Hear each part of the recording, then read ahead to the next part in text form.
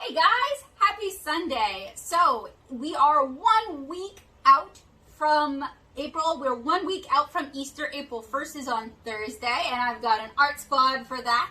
And on Sunday, it's Easter Sunday. So if you celebrate Easter, that's definitely something to look forward to, especially as more and more people are getting their vaccines and more places are allowing people to go out. Please use good judgment, use good discernment.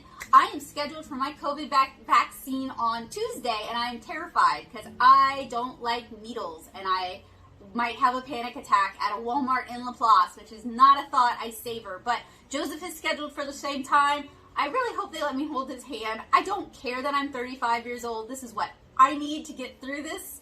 If you want to get it done as quick as possible, please just let me hold my husband's hand while I get a shot.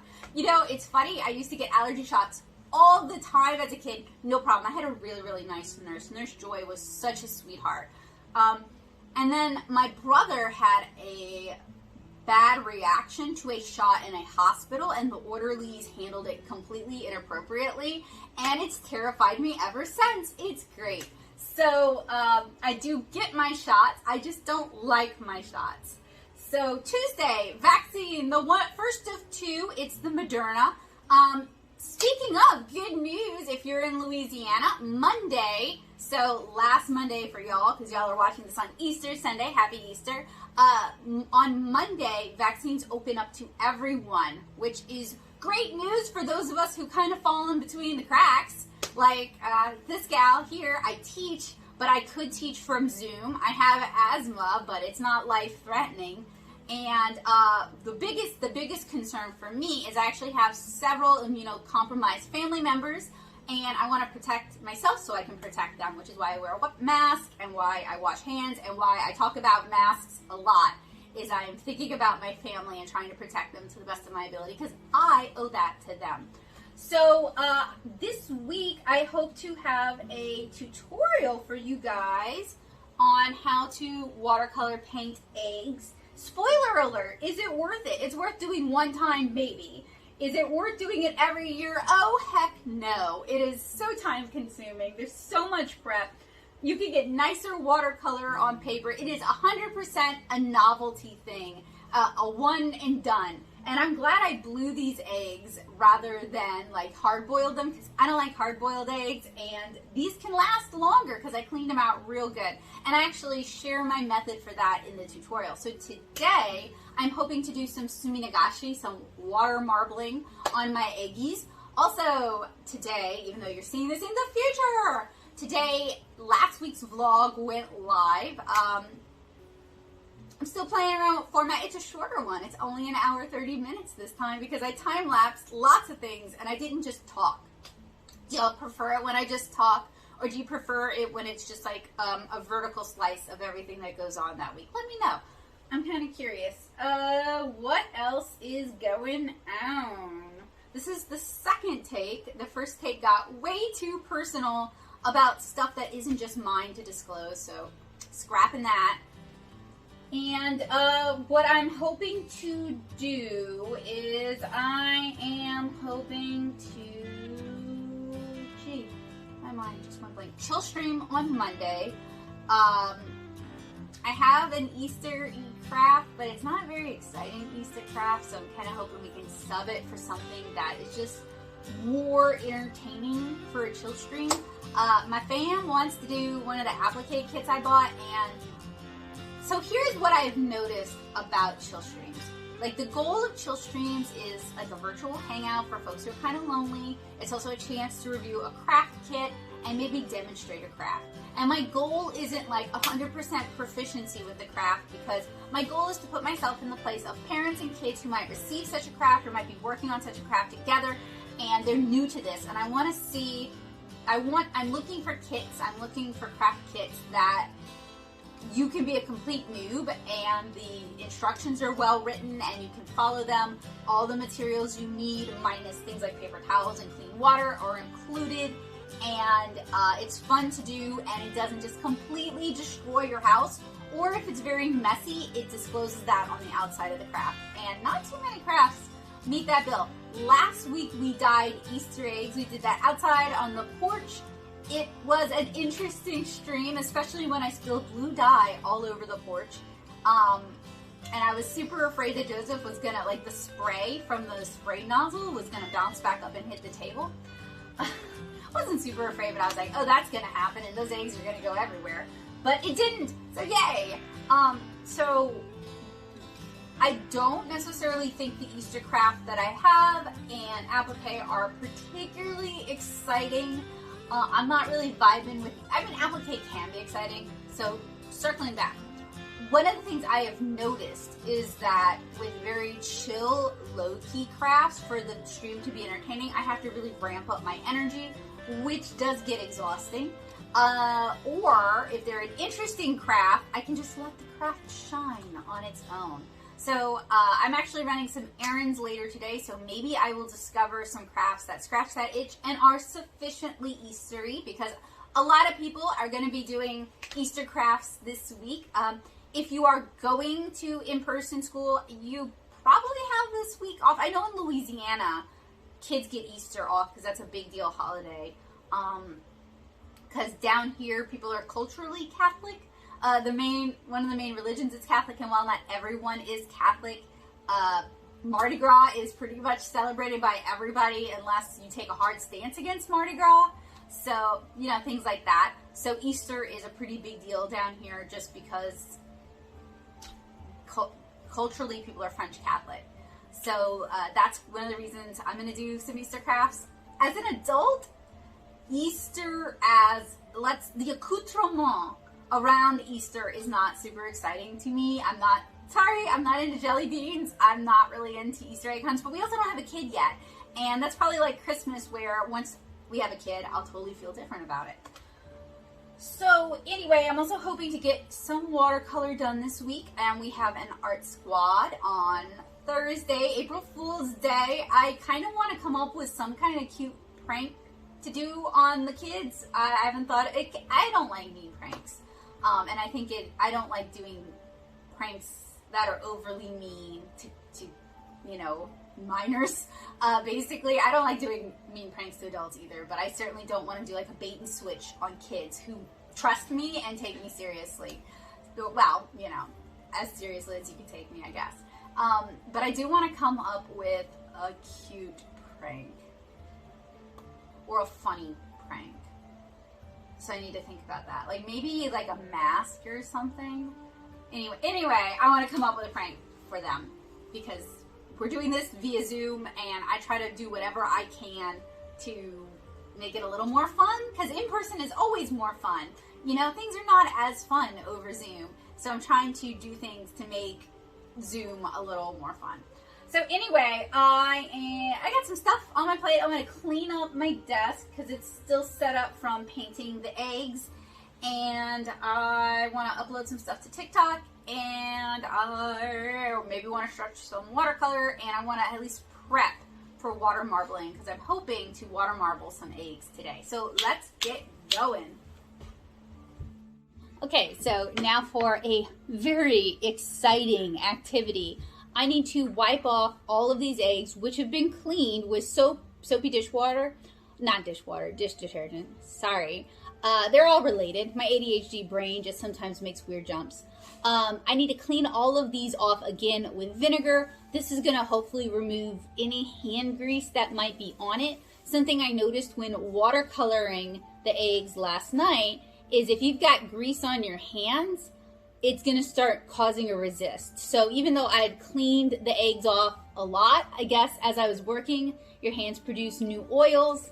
And you might want to work with gloves if you have any kind of finesse with gloves. So I'm going to wipe all these pupperinos down with some white vinegar and some paper towels.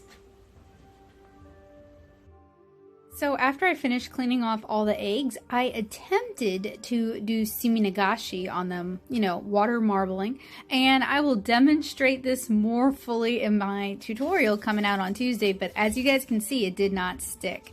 And then after suminagashi, I decided to try alcohol markers on the eggs and had way better results. So hopefully you guys will check out the Tuesday tutorial to see how I went about watercoloring and markering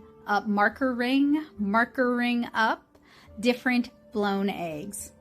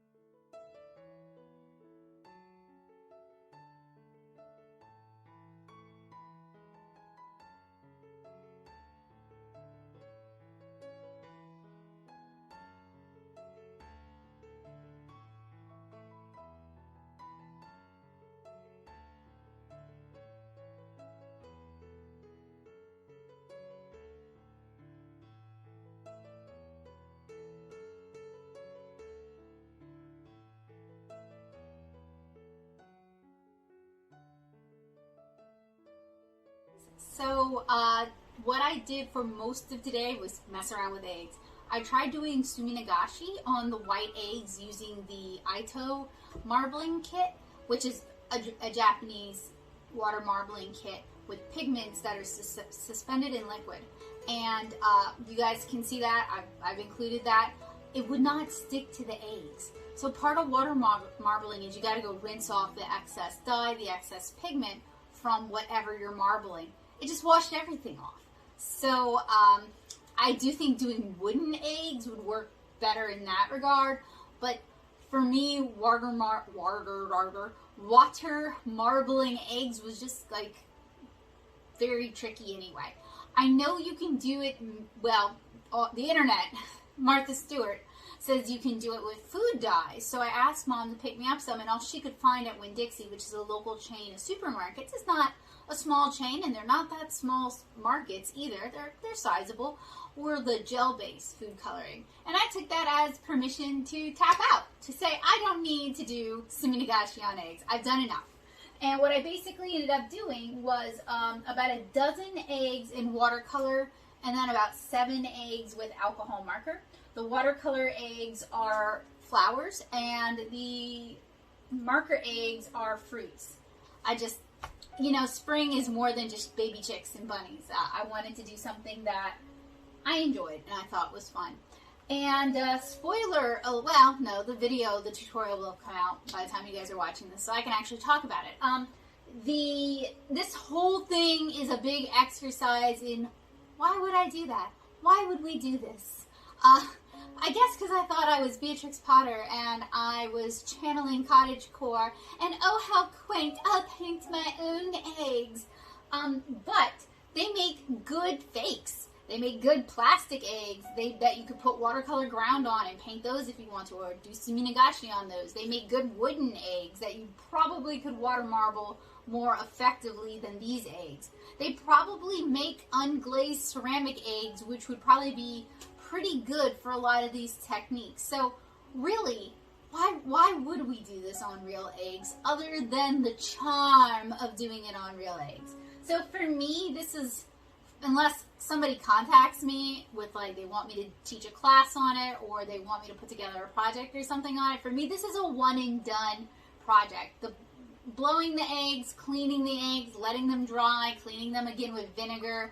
And then the format, the egg shape format is so small and finicky. So theoretically, if somebody sent me an emu egg or an ostrich egg and it was already clean, already blown, ready to go, I just have to wipe it down with vinegar, I would do a larger egg. But these smaller, can you imagine doing a quail egg? Can you imagine blowing a quail egg? These smaller eggs, finicky. It's hard to maneuver. It's hard to do what you want to do on them. The curved surface makes pulling brush strokes more challenging. So, you know, it's one of those things. I'm really glad I did it. And now it's done. It was fun-ish, fun enough. It was different. It was novel, and my brain thinks novel means fun. It was novel, but I don't need to do it ever again. So what I want to do with these eggs, family members have suggested that I coat them or spray them with lacquer or something. I am afraid anything I spray on these will basically just make everything run off. So I'm hoping to run some twine through them, and that way they can be hung and then just be done with them. Like another thing, and maybe this is a me thing and not, I mean, online I've seen pictures, I've seen photos of painted eggs that have like these really beautiful detailed illustrations. I don't know what y'all did to your eggs or what you're working with, but I was not able to accomplish that on my eggs. And I mean, I cleaned them, I vinegared them. Many of these are from like a local, like a dude who just happens to have chickens. I think he keeps silkies, and that's why we had these beautiful mossy green eggs. But it's not like a massive production, you know, so I assume the shells on the green eggs are a little thicker. I think those chickens are probably being better taken care of than like the big supermarket eggs that have very thin shells and they're very prone to cracking. So, you know, like I feel like I gave it the best chance I could, and I still didn't really like it. It was not really that fun or fulfilling. Maybe if I was doing one egg at a time, I don't know. I'm like done with it though. I'm done. If I am ever painting eggs again, I'll just paint ceramic or wooden eggs because it's just easy. If you drop it, it's not gonna more than likely break. A ceramic egg, you've got a better shot of the ceramic egg not breaking than a heavy ceramic egg. I don't mean a hollow ceramic egg. A hollow ceramic egg, that's probably a toss-up too. Anyway, even though I think the watercolor ones look better, the alcohol markers were a lot easier to deal with. I didn't have any of the running issues or the control issues. They were just generally a lot easier. So, in my opinion, if you like transparent media, alcohol markers are not a bad way to do this. Someone in the paint box is doing acrylic gouache on them, and I think acrylic gouache would look gorgeous on the darker eggs, the brown eggs, because you're really going to get like a pop of color. So, I'm sure they're going to knock it out of the park. But I'm done with these eggs. I'm done with it. Don't talk to me about eggs ever again. I'm done with eggs. Eggs are done. I'm over eggs. Anyway, I want to get this tutorial, whatever this is going to be, done for Tuesday, because, you know, Sunday is Easter, and maybe someone will lose their mind and decide they need to watercolor eggs because the internet told them to. Like, I lost my mind and decided I needed to watercolor eggs because the internet told me to. And that's probably what I'll title it. How to paint eggs because the internet told me to. Oh, boy. Anyway, it's getting kind of late. So what I want to do is I want to pack my eggs up because I will cry if they break. I really will. Like, I've put so many hours into these eggs. I will cry. I won't even feel bad about it. I'll just cry. So I think what I'm going to do is try to start editing the video for this so I can voice it on Monday, and then I can release it on Tuesday. So I hope you guys have a wonderful night. I'll see you guys tomorrow with our chill stream. Hey guys, so we are at the end of Monday, almost said Tuesday, but it's Monday. Already did the chill stream. Spent most of today editing the egg painting video. That one just took a while. And I still need to schedule it to go live tomorrow. And I had a virtual doctor's appointment. And then I had to drive to Luling to pick people up. And then we did the chill stream. And the chill stream was interesting. We started out making these little yarn wrapped wreaths. It was a craft I found at Michael's. It wasn't like a really exciting one, but sometimes it's nice to have easy crafts, and it was an Easter craft, so, you know, I needed to get all my Easter stuff done before actually Easter Sunday. And then I decided we were going to try to paint plastic eggs using acrylics, because I already had the acrylics and my aunt had a bunch of plastic eggs, and that went really poorly because the acrylic does not want to stick to the shiny plastic. I should have, theoretically, I would spray them with Krylon and that would give them more of a tooth like I did with those ornaments, but it was just miserable because they're so little and they're so fiddly and they're so light. Like basically all the problems I complain about hand painting eggs, same thing for the acrylics. So that wasn't so great. And then Mom suggested we try using the acrylics we already had out on some of the terracotta pots that I bought for another chill stream. And I was like, yeah, sure. And that actually worked. It worked pretty well. So it was nice to end on a high note. It was nice to kind of turn things around because I always hate ending chill streams with, this craft sucks. I hate it. That's not really a good note to end on. That's not really a vibe to leave people with. And it's, while it might be true for craft kits, like with the manga kit, it's not necessarily what you want to end a live stream on. So I'm really glad she thought to suggest doing the terracotta pots. I mean, they're not the most fabulous terracotta pots ever, but it was nice to have it be successful. It was nice that the paint didn't just slough off the terracotta the way I wanted to with the plastic. So for the rest of the evening, I'm going to stretch my Mei Liang watercolors piece, and I think I'm going to pencil an illustration, and other than that, I think I'm done. So tomorrow, we get our COVID shots. I'm leaving tomorrow and Wednesday kind of open and nebulous because we're getting the Moderna shot, and a lot of people have warned us that they felt really bad after. But my mom and aunt both had the Moderna shot, and they had no side effects other than their arm kind of ached. So I'm hoping my arm just kind of aches, but I am preparing for feeling like crud and just being out for a couple of days. So there may or may not be a vlog tomorrow or Wednesday, depending on how I feel. If I feel well enough, on Wednesday, my mom and I are going to take some of those Easter eggs. We're going to put wildflower seeds in little zippy bags and put them in the eggs and hide them. And make it basically a scavenger hunt or an Easter egg hunt. I want to go around the parish and hide eggs. I just thought that might be something that might cheer people up a little bit. Might bring a little magic, make it a little fun. Hopefully nobody thinks it's like a weed drop. I'm going to be sure to label them as wildflower seeds.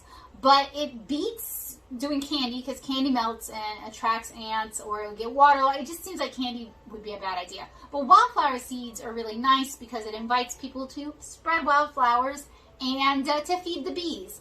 So anyway, that was my day today. Not super productive. Sometimes when I have to edit and screen longer videos, it just takes up a lot of the day, and that's just part of the process. And the stream ended up running for a while because we ended up doing 3 crafts, and I'm really fortunate because Joseph had dinner waiting for us after the stream ended. It was so nice to like wrap up working and then be able to eat something instead of having to turn around and cook dinner. So I really do appreciate that. Anyway, I will see you guys maybe tomorrow. I will probably vlog about getting the shot to some extent, since I do want to encourage people who are able to, who are eligible to go out and get the vaccine if you can. And maybe vlogging about the experience, if it goes well, fingers crossed, will encourage people to do it. I mean, obviously, if I'm sick all day Wednesday, I don't want to discourage people from getting the vaccine. So anyway, I'll see y'all tomorrow.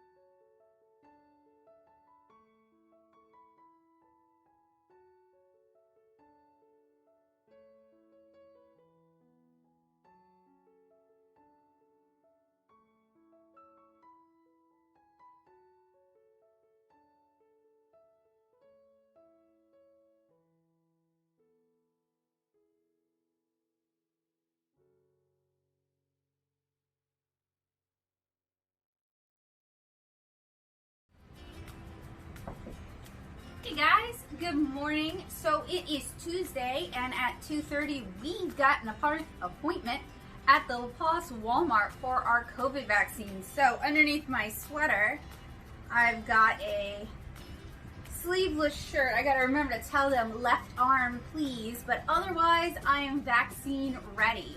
And I'm gonna share a little bit of that process with you guys. Hopefully it'll encourage those of you who are a little anxious about getting the vaccine to go ahead and get the vaccine. I also want to remind you guys, like, I have a phobia of shots, right? I don't like shots, but it's still super important to get vaccinated. I've got family I want to protect. I want to be able to start tutoring once things start opening up again. So it's important to me to get the vaccine. So if somebody with a shot phobia can do it, unless you have a medical reason why you can't, and there are people who do, please get the COVID vaccine. So I've left my day kind of open because I have heard on Twitter that people are having flu-like symptoms. They feel really bad after the first shot. My mom and aunt got the same shot we're getting, and all they had was a sore arm. So I'm hoping for the best, but I have prepared my day like we're just going to be incapacitated, and I'm going to need to sleep and watch JoJo's Bizarre Adventures all day. So anyway, I wanted to show you guys my cute outfit. My family gives me a lot of flack for these pants, but I love them. They're my ugly grandma sofa pants, and I thought they'd look cute with the fungus sweater. I don't know, Joseph, what do you think? Yeah, it goes. It goes? Alright, well anyway. So I printed out an illustration I want to ink and share with my art nerds on Patreon. So I'm trimming it down using the paper trimmer. And you guys will see me working on this illustration throughout the day. It's of a cute bunny girl with some eggs in the background. I'm also trimming an older illustration that I need to ink eventually.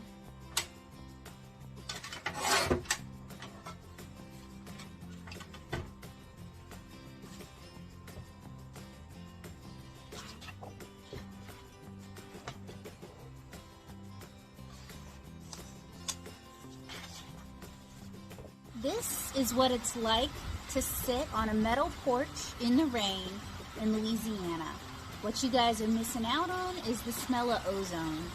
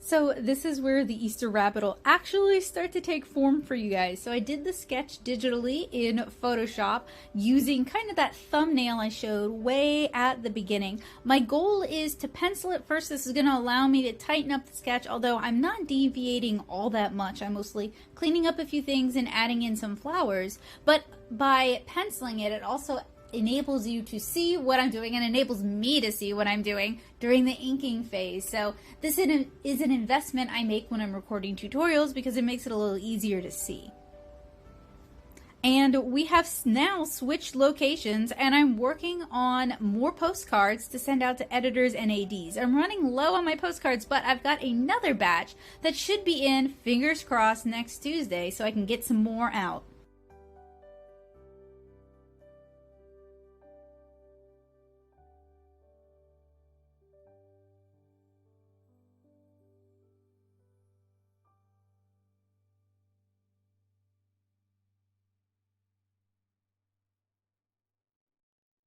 So we are off to go get our vaccines. We're aiming to be there about 15 minutes early because I know there is paperwork and Joseph wants a chance to actually be able to read it. So we did some postcards at PJ's first and now just heading over to Walmart for our Moderna vaccines, the first of two. Alright, so first we head off to the pharmacy.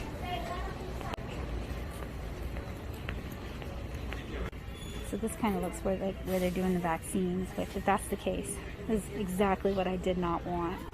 Okay, so Joseph's getting his vaccine right now, and I did get permission to have him hold my hand while I was getting the shot, which is actually really important to me as somebody with anxiety. Otherwise, everybody was very polite and courteous, professional, and I'm feeling pretty good about it despite getting a shot in a box.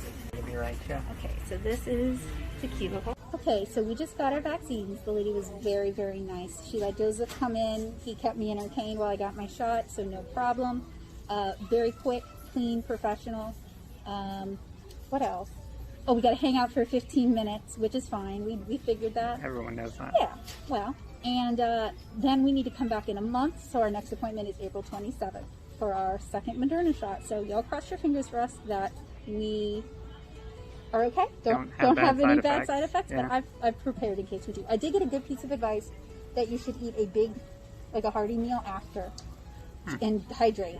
I've already eaten relatively hearty meal. I want to get something on the way home. Okay. Okay. All right. Shop. Even McDonald's would be fine. It doesn't matter. I just want to eat something so that I can fight it off as best as possible. Yep.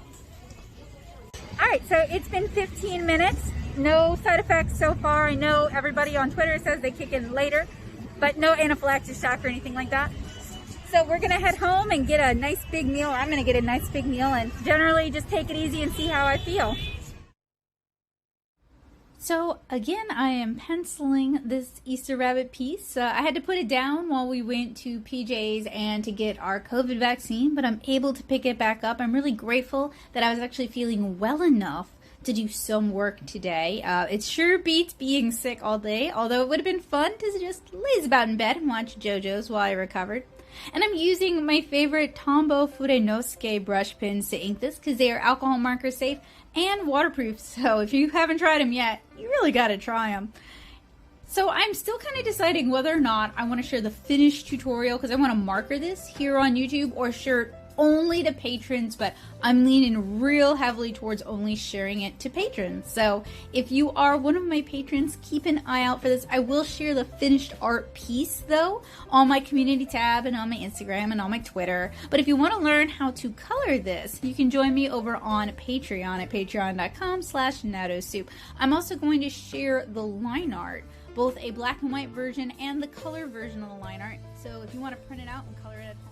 Okay guys, so I have a project I'm working on, and it's basically if I felt well enough after my COVID vaccine, my mom and I were going to go around St. Charles Parish and hide Easter eggs that contain wildflower seeds. We thought about leaving candy. Not everybody can have candy. Candy gets ruined by heat, candy gets ruined by ants. Not candy.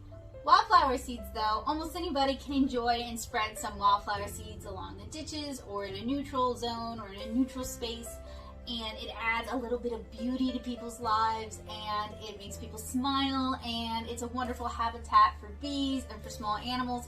So wildflower seeds seem very win-win. So we've got the eggs.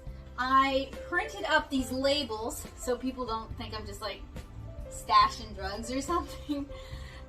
And I used Canva to design them. So this is the Draw This in Your Style Kara from last year. And I have these little mini bags. So basically what I'm going to do tonight is I'm going to trim these little labels for our wildflower seed bags. And then we either have some wildflower seeds. So one of the favors we gave out at our wedding were little bags of Louisiana wildflower seeds or Gulf Coast wildflower seeds, and I bought like a 1 pound container, so there should still be those somewhere. I I don't think they're here in Norco. I think I left them at my mom's house, so I'm hoping I can find them. But if not, we'll hit Dollar Tree and pick some up. And my goal is to do about 24 eggs, which might not be enough. I might print some more labels, but my goal, at least right now, is to do 24 eggs. So what I'm doing is I'm going ahead and I'm trimming my little labels using a paper trimmer. I'm going to tape them to the outside of my bags, and then tomorrow we will fill our little bags and put them in eggs and go hide them. So I'm looking forward to it. I think it's a really charming idea. I think it's something that could spread a little Easter cheer, especially for families that theoretically are not celebrating Easter the way they have been able to in the past. So, you know, just trying to do something that makes people's lives a little bit happier and a little bit better. That's definitely been an ongoing attempt, an ongoing goal for me. Not always successful, but you know, you gotta try. You either try or you just sit back and you give up and you be depressed. And I already struggle with depression, so I gotta try. I can't just let depression win. I can't just let being sad win. So, I don't know. I think it's a cute project. I'm looking forward to it. It's well in line with the art drops I used to do. And I'm planning on posting clues on social media. Not that that does super well. My past art drops have not necessarily been as popular as I would have liked. But, you know, you never know. And that way, at least maybe some people will find them. So, again, you can't, if you don't try, then you can't complain. And I think people know I like to complain. So, y'all must know I do try often, and I try very hard. So, I'm going to cut all of these and start taping them to the bags. So, while I tape, I thought we could have a little bit of a chat. So, all of my life, there have been people who've called me annoying. I have an annoying voice. I know that. Sometimes I have a grating personality. I'm aware of that too. I am trying to be the best person I can be, and while annoying is annoying, it isn't necessarily a major character flaw in another human being, especially if they do things that offset being annoying. And I'm bringing this up because I feel like a lot of people get called annoying when they don't fit exactly within society's expectations of them, when they aren't exactly what everyone else is looking for, when they have thoughts, opinions, or behaviors that differ from the norm. So I'm bringing this up because I think a lot of y'all fall into this too. I think a lot of us get called annoying. A lot of us get brushed off without people really getting to know us. A lot of us get typecast as being a particular thing by people who don't really know us at all. They don't know the body of who we are or what we do. And nobody likes being called annoying. I mean, at this point, I'm a 35-year-old woman. I think it's kind of funny for the most part. You know, annoying is not typically a term one uses for women my age. They're usually much saltier terms, so I guess I'll take it. It's very mild compared to some of the things that I could be called. But I do find it does tend to just dismiss a lot of the good that people do, that annoying people can do. Some of my best friends growing up, some of my best friends now, are people that other people brush off as annoying. So, you know, I see you friends, my fellow annoying, possibly fellow neurotypical, dweeby, dorky art nerds, you know. Me too, I see you, and I just wanted to say some positive words because so often we just hear negativity. We just hear other people finding reasons why we're not good enough, we're not deserving, we don't fit their bill of goods. But you know, do we have to?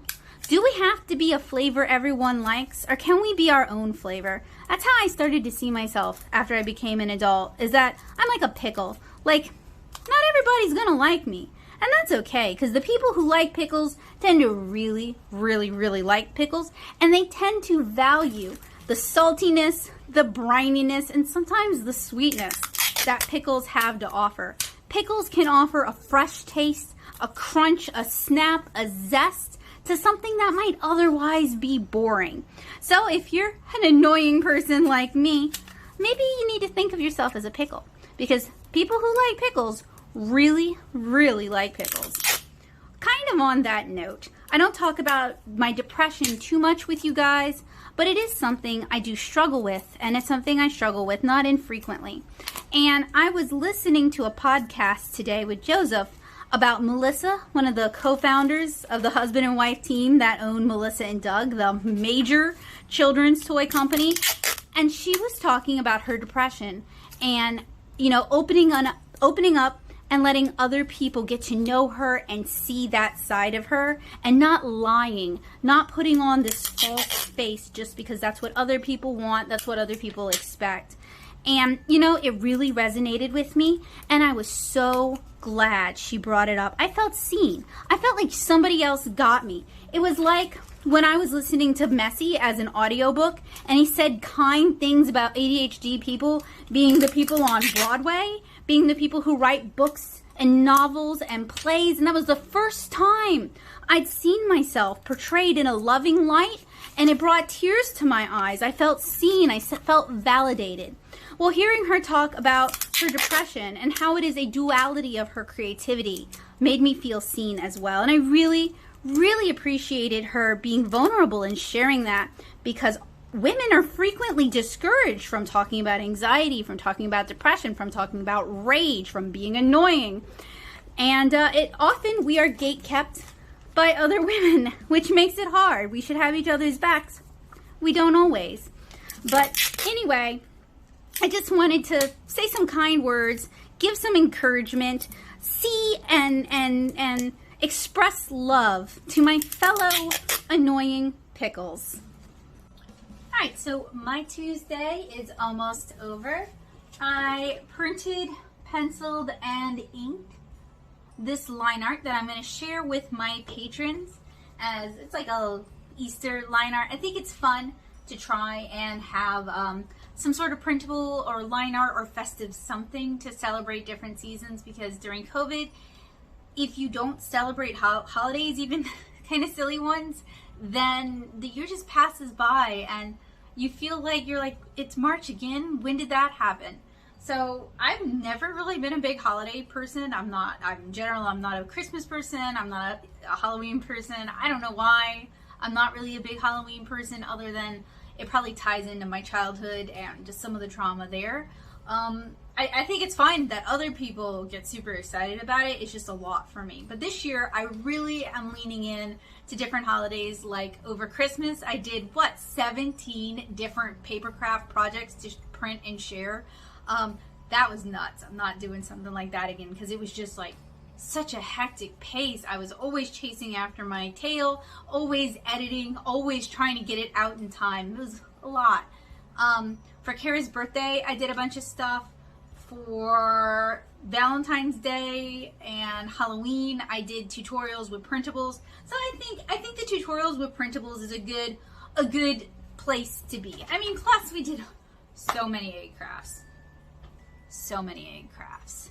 If people think I'm too complainy in my Five Below videos, egg crafts is really where I'm going to complain.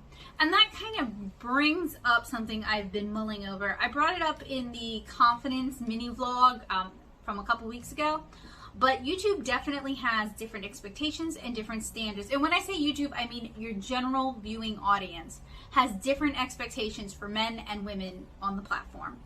And some of my favorite channels are very complaining heavy. Like, I really love Rerez's Just Plain Bad series, where he seriously dunks and complains about games. It's just hilarious. And I enjoy Game Dungeon, which is primarily complaining about video games. And I enjoy Cyril Lachelle's stuff, which is generally very valid critique and historic explorations of video games in the context of the time they happen, but sometimes he does offer valid complaints. But I feel like female voices women presented voices, female presenting voices on this platform, we are generally penalized for being overly critical, for being overly complainy, and we're expected to be rays of sunshine. And while it's very cute on Emmy Made in Japan, and I do enjoy her content, my goal with you guys is to always try to be honest. And I have said this a million times, I'll say it a million more, I'm not going to lie in a review. I'm not going to lie during an experience. I'm not going to pretend that something is good or something is positive or something is laudable when it isn't.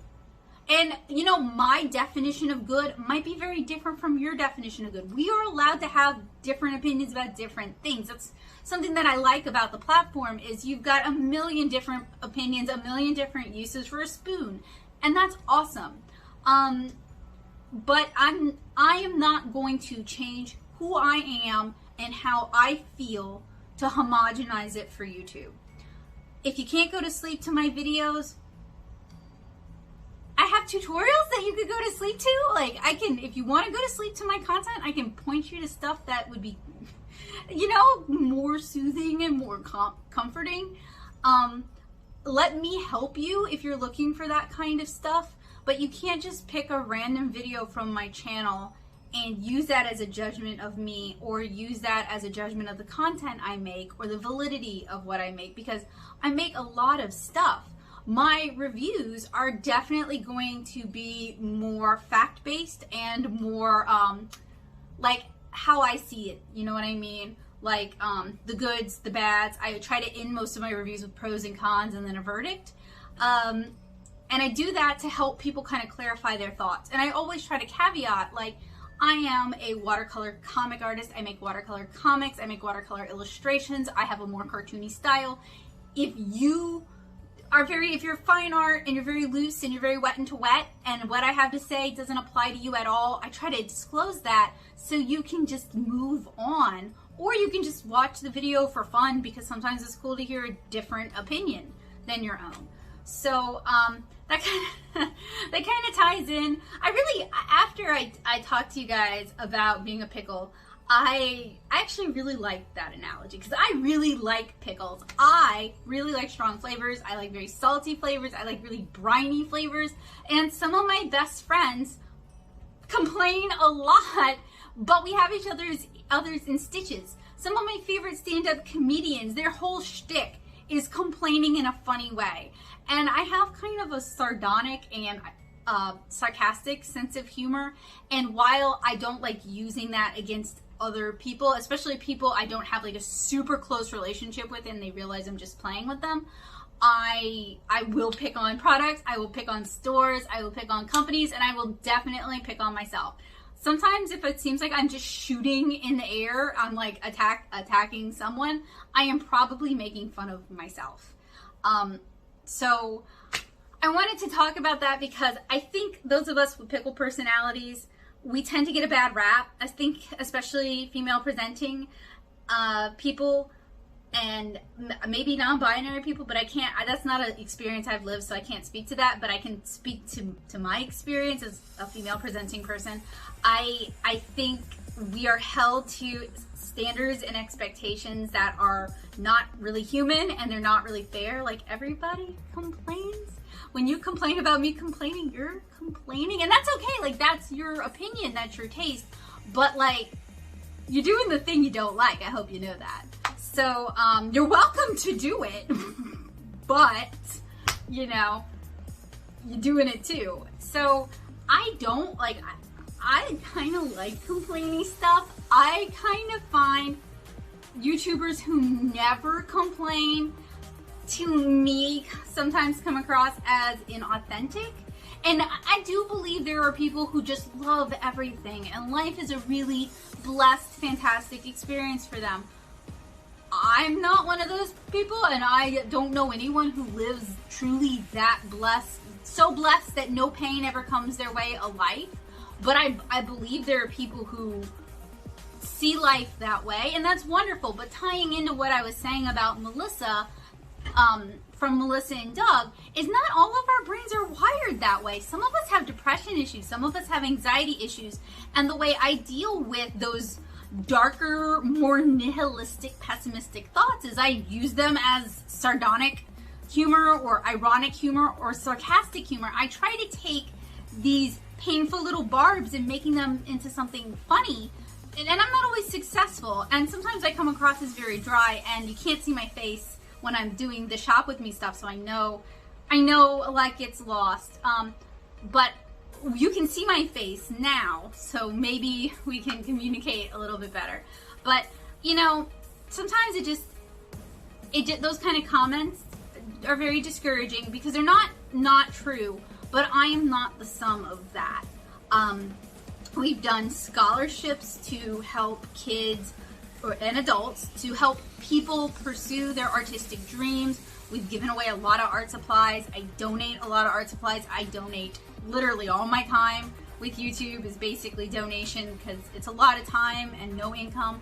You know, you can be a complaining little pickle and also be a very generous person with a big heart. And YouTube really forces us to, it is difficult not to be a caricature on YouTube sometimes. It is difficult to truly be authentic on YouTube sometimes. You are in many ways performing, and you might not want to put the ugly of yourself out there because people will take that and really run with it and they'll use it out of context. And you guys have been, in general, the vast majority of y'all, so incredibly kind to me. You've been so generous with your compliments in the streams, and I truly do appreciate it. You know, if it weren't for my art nerds, if it weren't for your positive comments, and if it wasn't for Teaching Art Squad, I would have just thrown in the towel because, you know, like, there's no money in YouTube. This is not the Nato Soup Mansion. And that's okay. Like, I'm not doing it to make money, but I'm saying, like, if I wasn't getting something positive from these interactions, it would just be me spending time. So, I do want to acknowledge the wonderful experiences I've had, the incredibly generous people I've had, the goals I was able to accomplish because of y'all, like being able to purchase certain art supplies because we were able to raise the money on coffee, or funding volume 2 of 7-inch Kara. I know many of you guys really pulled for me and I really appreciate it. So like, it would be remiss for me to just focus on the negative, and I try not to. And I just really like that pickle analogy. I really want to do more with that. I was thinking of doing some pickle club enamel pins because I know there have to be more people. I have a lot of my friends are like me to some capacity, you know, and like a lot of us have a hard time opening up to people because when we do, historically, once people get to know us, there's a 50% chance of just flat out rejection. You know, and it's not that any of us are terrible people, it's that we've got depression and anxiety issues and real life problems. So, I feel like us pickle people, we need to support each other. We need to have some solidarity. We need to have each other's backs because I think we help make the world go round. I think we're the ones who point out major flaws in the system instead of just keeping our mouths shut and watching it all go to crap.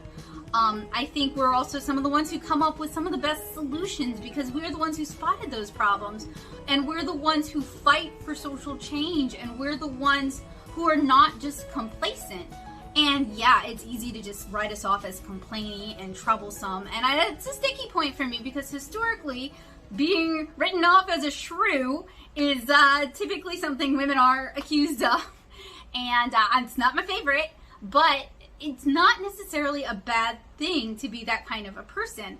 And I was raised in a very Christian background, and while my family wasn't like this, I knew a lot of people who girls should be quiet, girls should be meek, girls should be agreeable, girls should be pleasant, they shouldn't ever have an unkind word to say about anyone or anything. And I find that incredibly narrow and toxic. We don't all fit that mold. Just like not all guys are strong and big and brash and irrational and, you know, all of the things guys are typically written off as. You know, men can be very sensitive and very kind and very generous and very open and emotional, and it's just very small, very negating. It's such a reductionist view of the world to write people off like that. And I think we do unintentionally judge women differently than men.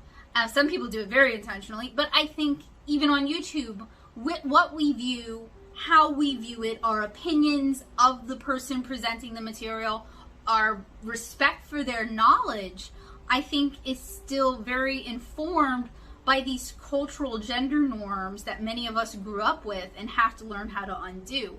And that's something I recognize in myself, and I need to work on that. And that's something I struggle with here on the channel, and I've struggled with to a degree professionally. And it's just something to consider, you know, something we can all kind of work on being better at and better about. So anyway, hi fellow pickle people. It's nice to have like a more flattering word for it, because like I said, I like pickles. I like capers, I like kimchi, I like pickled cabbage, I like cucumber pickles, I like quickles. So to me, being a pickle is not a bad thing at all. It's just a very specific personality, a very specific flavor. And if you don't like it, you really don't like it, and you should not eat them. But if you do like it, you really like them and eat them often. And pickles are wonderful in the mix. Think of some of your favorite Americana foods. Pickles are usually involved in cheeseburgers, hamburgers, hot dogs. My grandmother put pickles in chicken sauce piquant.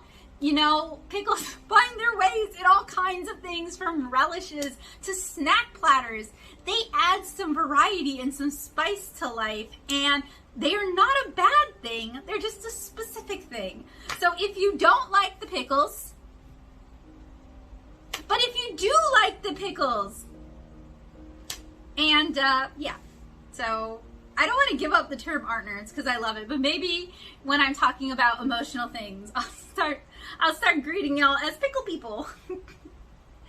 And I think a lot of ADHD people are pickle people, because we tend to, at least the people I know and myself, we tend to feel things very immediately, and we can be a bit impulsive, and foot and mouth disease, where you just say the first thing you think without much of a filter, is something many of us have either struggled with in the past or continue to struggle with. So those are definitely pickle people traits. But it doesn't make us bad people. It doesn't make us invaluable people. It doesn't mean we're not worthy of love. It doesn't mean we don't have important things to say. It just means we're a flavor that doesn't work for everyone. And I mean, for me, Twee, Susie, homemaker, everything is positive. I love everything. Blessings and sunshine to everyone. Never have anything constructive criticism to say about anything or anyone, whether it's a food, a product, a person, anything. I just like, that's candy people are not my flavor. My flavor are pickle people. So, and I do think YouTube punishes female presenting people for being pickle people, but we have every right to be pickle people. We can have strong, salty opinions too. So anyway, I am tired. Joseph is down with a headache. I think he thinks it's from the vaccine. It could be from the vaccine. He didn't have one earlier today. Who knows? My arm is really starting to hurt. I have taken an Advil. I'm going to ice it and take a bath and just go to bed and take it easy, give myself some rest. I do think eating a nice hearty meal, I had some gumbo when I got home, probably helps. It gives your body energy to work, you know, and that's important. And hydrating. So I am going to say goodnight to y'all. I'm going to go drink a big glass of water, take a nice warm bath, read some books on Kindle, ice my arm, maybe watch an episode or two of JoJo's, and go to bed. So I hope you guys have a wonderful evening. I'm looking forward to hiding Easter eggs with you guys tomorrow. I'm gonna wear my bunny ears. I'm gonna try to get Easter spirity. I'm gonna see if I can borrow a basket from Mom. It is super dorky, but you know, this has been a hard year for people, and I'm trying my best to find ways to be as cheerful as I know how to be. As someone with depression issues, that can be hard sometimes, but I'm trying, and I'm not going to pretend that I don't have depression issues, but I do try, and I think that's important. So much love to my fellow friends with depression issues. I see you, friend. You are valid. Your pain is valid. Our brains are made this way, and we are valid. And I feel like that's often negated too. Being allowed to feel those feelings and have space for those feelings, especially in the face of what is often oppressive and toxic positivity, where you cannot talk about the things going on in your life that you're struggling with because it's not very happy now, is it? So, I'm going to work on loving myself as a pickle person. I am going to work on loving the candy people out there. While their content may not be for me, I respect and I appreciate your existence, and you make many people happy. And I am sure I can find more food-based names for personality types. And there's certainly probably hot sauce people who tend to be instigators and stir the pot. A little hot sauce is nice every now and then, but I couldn't live on just hot sauce. But and then there's the tea folk who have spicy, boiling hot tea to spill, and that. I see you. That's not me, but I see you. And yeah. Y'all come up with some endearing food names for people. Nothing, we're not trying to hurt feelings. We're not making fun of people. We're not trying to offend people. We're just talking about personalities in terms of food. And as someone with a challenging personality, I think pickles suit me just fine. I'm wearing pickle green. So anyway, please do not start calling me that. That is not my nickname. Don't call me Natto either, because even though that's my handle, and it does have its place. My husband loves Natto, and he enjoys it over rice. And it supposedly makes you live forever. And I'm not totally repulsed by the smell the way I used to be. Now I'm kind of like, oh, that's intriguing. I could maybe get into that. I could see myself getting into natto in a few years. I'm not there. I'm not ready yet. I'm such a texture person. People say I'm picky. I'm actually not. I just don't like mayonnaise. And in Southeast Louisiana, mayonnaise is in a lot of stuff. So there's just things that I don't like because I don't really like mayonnaise. But I love foods from other cultures a lot because they don't have mayonnaise in them. Anyway, yes. Hydration time, bath time, book time, then bedtime. And I will see you guys tomorrow when we hide Easter eggs full of wildflower seeds. And please feel free to steal that idea next year because I think it's such a good one. And I would love to see more wildflowers. When I was living in Nashville, having wildflower gardens was catching on, and people would dedicate free spaces like neutral zones, unowned, unclaimed spaces would get planted with wildflower seeds, and they were gorgeous. Oh, it's so much better than just boring cut grass. And some people would dedicate parts of their backyard to wildflower gardens, which the butterflies loved and the bees loved. And while, to be frank, butterflies creep me out a little bit. I'm not a butterfly person. I love bees. I give them healthy respect, but I love them. They work very hard, and I really enjoy honey. So, anyway, I'm heading to bed. Y'all have a good night. And please, if you can, get your shots. Get your COVID shot. And wear a mask until it's safe not to wear a mask anymore, and stay safe and healthy. I love you guys. Today I am playing Easter Bunny. I have a whole boatload of plastic eggs. I've got bags for wildflower seeds, and my goal is to fill said plastic eggs with said plastic bags with said plastic wildflower seeds. And this is gonna bug me because I had everything orderly in the bag, and then to show you guys, it got all a mess. I just can't live like that. Anyway, my goal is to hit several of the public parks in St. Charles Parish and hide eggs. I mean, I want people to find them, and I'm hoping that this will just help maybe spread a little bit of cheer, a little bit of joy. Not that people are super depressed or anything. I mean, down here, you'd almost not know COVID was going on because people sure act like it's not going on. But I know even if we pretend things aren't happening, they still have an effect on us. Sometimes it takes a bigger toll to pretend things aren't happening than it is to just accept that things are happening and try to make adjustments. So I am sure people are stressed out, they are worried, they're having a hard time, and I'm hoping this will just kind of help out a little bit, or at least be a cheerful reminder of spring. So I have these bags that I made up yesterday, and they say wildflower seeds on them. And I also have these small labels that I need to cut that says, please spread the love and the seeds with care, cast into the wind or along a canal or ditch. So maybe we'll see some beautiful, beautiful wildflowers this year. Maybe I will be able to help in a small way. So my goal is to hide these and post about it on social media so that it can be like a scavenger hunt and people can maybe find the seeds, or find the eggs really, but also find the seeds. So anyway, if I were a rabbit, if I were the white rabbit, I would say I'm very late for a very important date. It is getting later in the day. It's gonna rain today. Ooh, I know. I would do it another day, but I am just so booked up. I gotta find nice hiding spaces, I guess. Anyway, it's supposed to rain in Norco. Don't know if it's gonna rain on the West Bank. I'm gonna go hide some eggs. Let's go.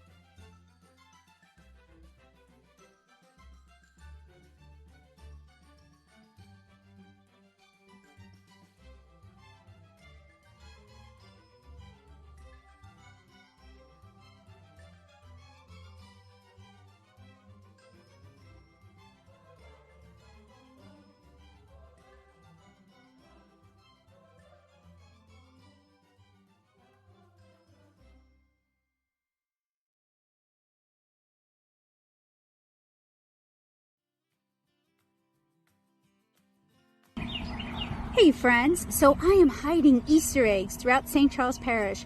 Each egg has wildflower seeds that I invite you guys to spread on ditches, canals, and other neutral grounds. These eggs are for you to keep, and I'm hiding them at various parks and recreational areas on both the East Bank and the West Bank. Best of luck. If you find any eggs, tag me at NattoSoup, NATTOSOUP. Okay, so I think you produce eggs anyway. They're going to be very bright. You're going to be able to see them. This is our first site. This is the little park behind Lakewood where we're going to hide some wildflower seed eggs. So I invite you guys to come and find them, hopefully before they get totally waterlogged.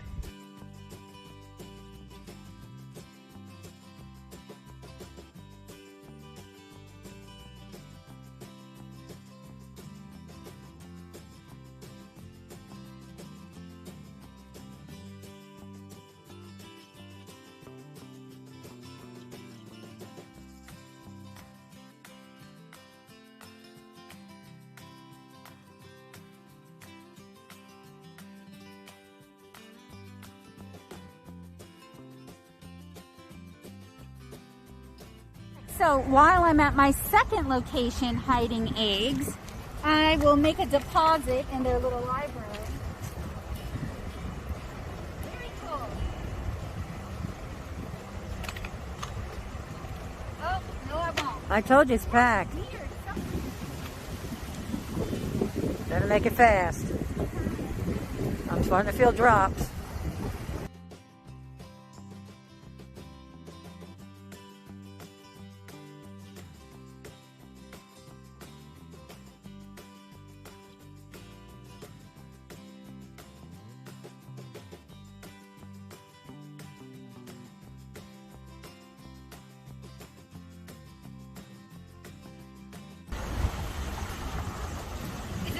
Yeah. Okay, this is our second site. I've taken about 5 eggs here. They should all be fairly easy to find, although not immediately apparent from the road. So come find these Easter eggs. Okay, so this is my third drop-off site at Monsanto Park, right by the river.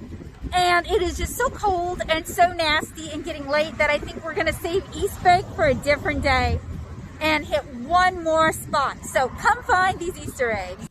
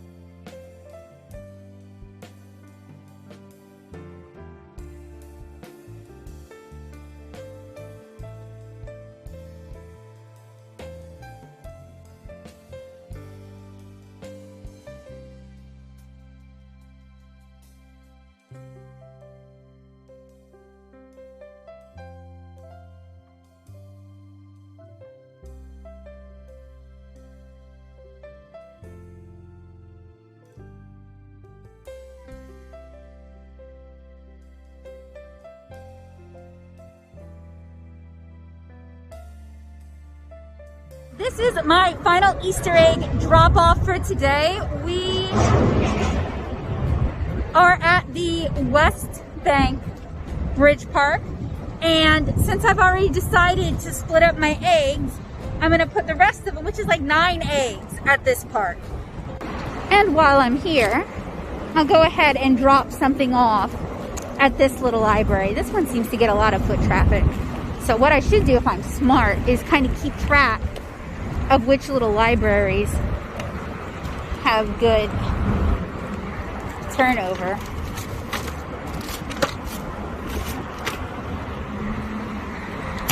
Coloring pages, crayons, and a zine, free to a good home. Please keep them, they are yours.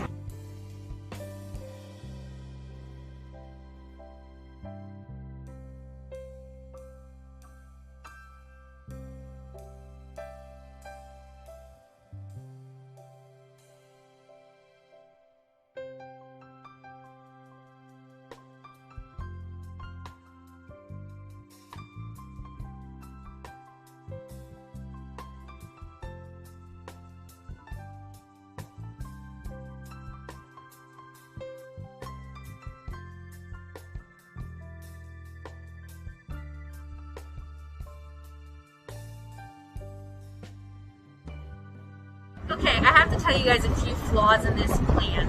We got such a late start. My brother dragged his feet, my aunt dragged her feet, and to be honest, it took me a while to get going too. We had to run too many errands in between. It took a while to do the eggs. I was hoping to get the eggs done by 3 so I could start putting eggs out before kids got out from school and before the weather was supposed to turn, because I was hoping people would be out and finding them and I wouldn't be physically there, because to be honest, might not seem like it, but I am actually pretty self-conscious. And you know, here in Southeast Louisiana, an adult woman walking around hiding eggs wearing bunny ears doesn't exactly go over well to the T-ball crowd. So I wanted to get that over and done with first, and that didn't happen. It is cold, it is stupid windy because there's a front coming in apparently, and I'm right on the river, and not as fun. I was hoping it could be like an Easter egg hunt anybody could participate in. I was really excited about it because I wanted to do it as an opportunity to spread some cheer and to spread some wildflower seeds.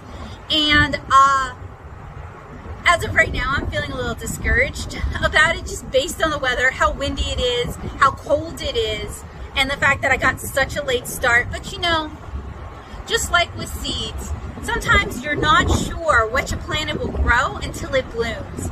So maybe this will bloom.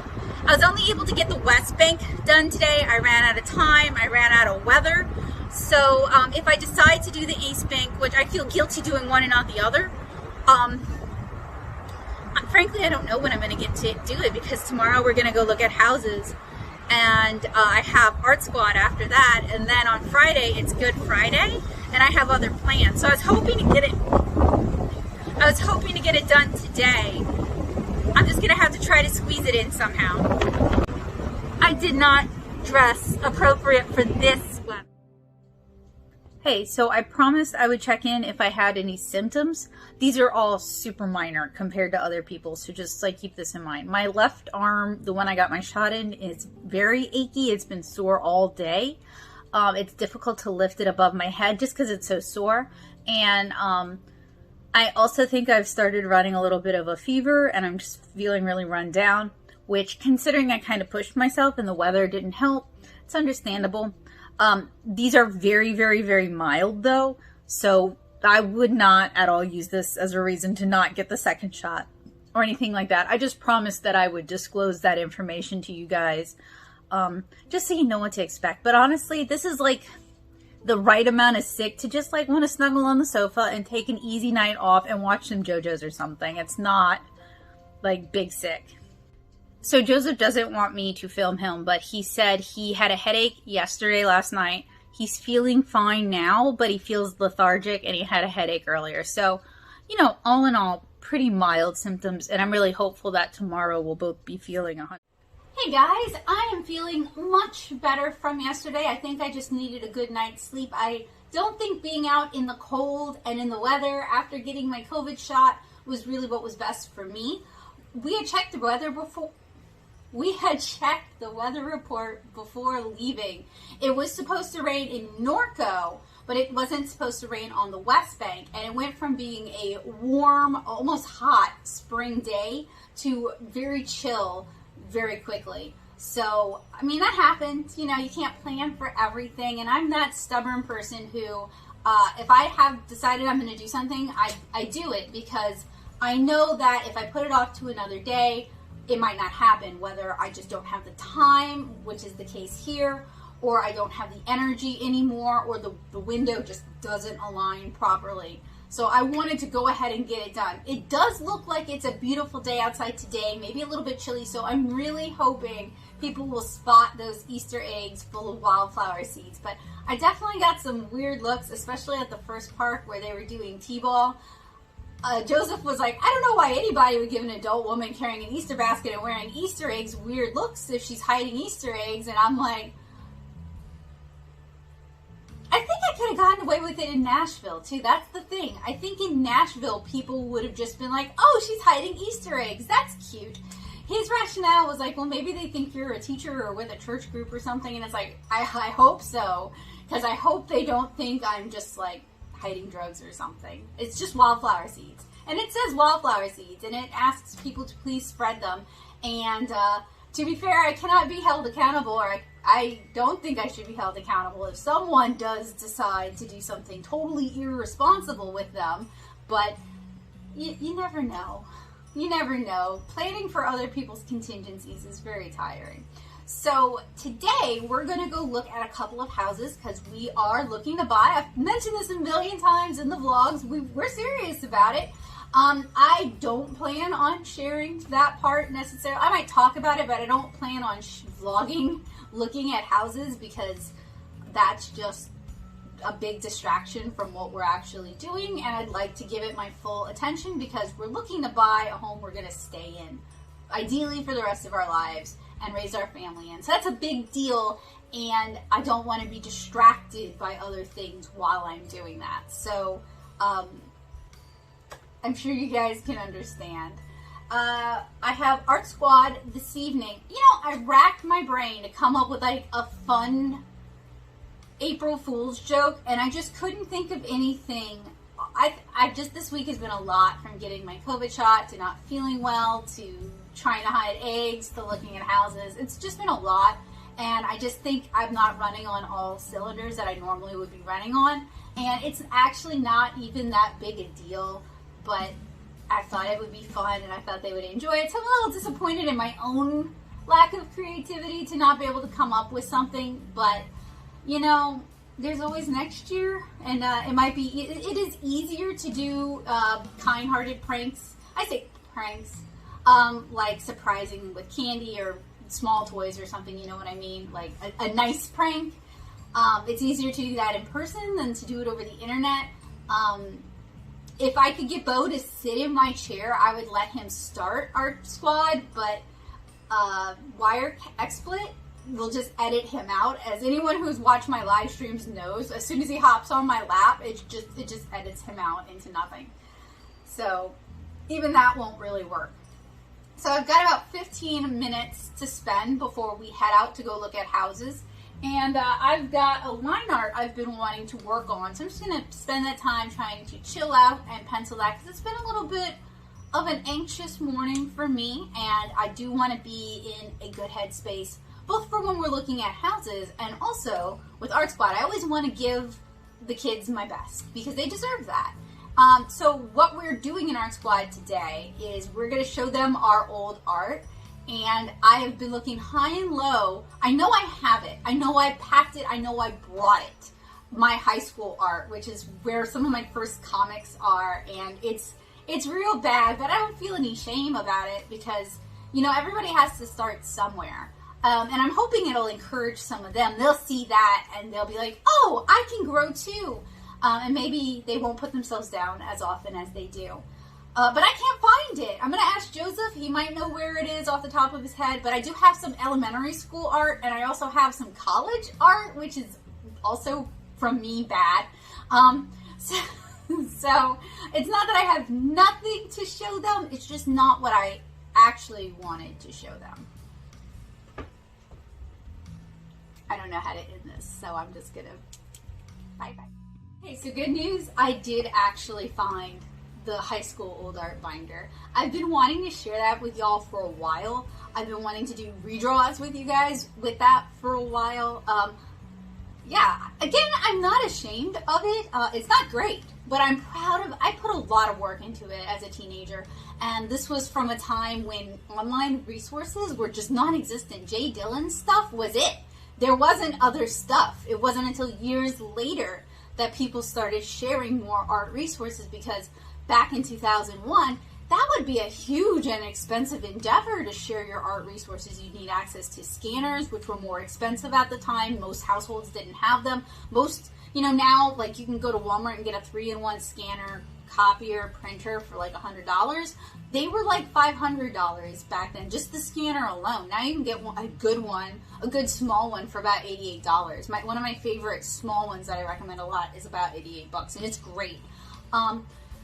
You would need the web space, you would need the skills, because there weren't sites like Wix or Skillshare or Squarespace. None of them have ever sponsored my content. This is not a plug, but there wasn't even like WordPress really. So you had to know how to scan your images. You needed photo editing software so you could trim your images, which at the time there was GIMP. So there were free things for that. You needed to be able to upload your images to a site that could host your images. You needed to be able to maintain and update your site. So much respect to Jay Dillon for all that effort she put into having that site, having that resource available. And I'm smiling because I know I have somewhere an old binder where at the time I printed out my favorites of her tutorials, because I had an hour of internet time allotted to me every day. So printing it out meant I could spend my not hour, the rest of my time, practicing, which was super duper common back then, okay? People printed fanfics. Like, one of my friends had this huge, I think she still does this because she just prefers reading it like this, but she had this huge binder of fanfics, and she would just print new ones and add them to her binder. So things have changed so much, and I'm talking about it not because I'm like, oh, the good old days, but like, I think it's cool to document this change, especially because the older millennials like myself, we like straddle this weird time period, because we went from no cell phones at all, or cell phones were these immensely expensive things that most people, most even rich people, didn't necessarily have, to everyone's got a cell phone, basically, even little kids. Or the internet was grindingly slow, dial-up, AOL. Your access to the internet and what you could see was very limited by what AOL thought you would want to see. I mean, we're not even talking on dark web. We're talking like there's just so, once we got cable and we stopped using AOL, I realized there was so much more internet to the internet than what AOL, because AOL was it's a lot like social media is now, where it only wants you to stay on AOL sites. So it curates things, but it's to that person's taste. Like, they had a Japanime station, right? That would show little 15-second super pixelated clips from random, it wasn't even the stuff on Toonami. It was like just random old stuff with no context, because someone thought that was what we wanted to see, which made it like interesting, because it was like, oh, what's this? And then you couldn't find any information about it. So it kind of made it into this lore thing. Anyway, I'm making it sound way better than it was. I thought it was great because that's all we had and that's all we knew at the time. But like, looking back on it, I'm like, it's an experience, and there are games that capture that experience. So you should just play those games if you're interested, because it's really not worth actually reliving. But they're not a sponsor either. I just don't have time to eat. I like talking about it because I really want to impress how incredible it is that we live in a time when you can go to Skillshare, Domestika, YouTube. You can just Google how to draw hand tutorials, and you will get so much information. It is really an abundance of blessings, to be honest, for anybody who is self-educating and learning at home. But, and I've mentioned this in other vlogs, I want to negate the word self-taught, because we are using other people's resources that they've created. So we're self-directed, but we're learning from someone else. They're just remotely teaching us. So I do find that the internet does create this sad distance between the student and the educator. and often makes the educator just completely invisible, whether it's a site like Pinterest where people will crawl other people's websites and pin images with no context whatsoever. So if you like the tutorials you found on Pinterest, you're going to have a hard time finding the original source unless the person linked that original source or unless it's watermarked. So I think these are interesting conversations. I would love to have a debate with somebody about this, not like a fight, like an actual debate, because I'd love to get some counterpoints to it. I'd love to further my own information and my own knowledge and my own experiences. I'd like to get some very different perspective. Ideally from people who both use the internet for education, because I did as well, but also from people who use the internet for education. And I'd love to be I'd love to be considered for a roundtable. I'm so small and patots, I don't know that anyone would ever agree to let me, but I would love to do that because I do have a lot of teaching experience and I do have a lot of creating educational content for the internet experience, and I've had a lot of experience with my stuff being scrubbed and reposted on other people's sites without any credit to me. So, I've lived that gamut myself. But anyway, I'm glad I found it. It is such a relic of what it was like before there were art education resources just falling out of the trees.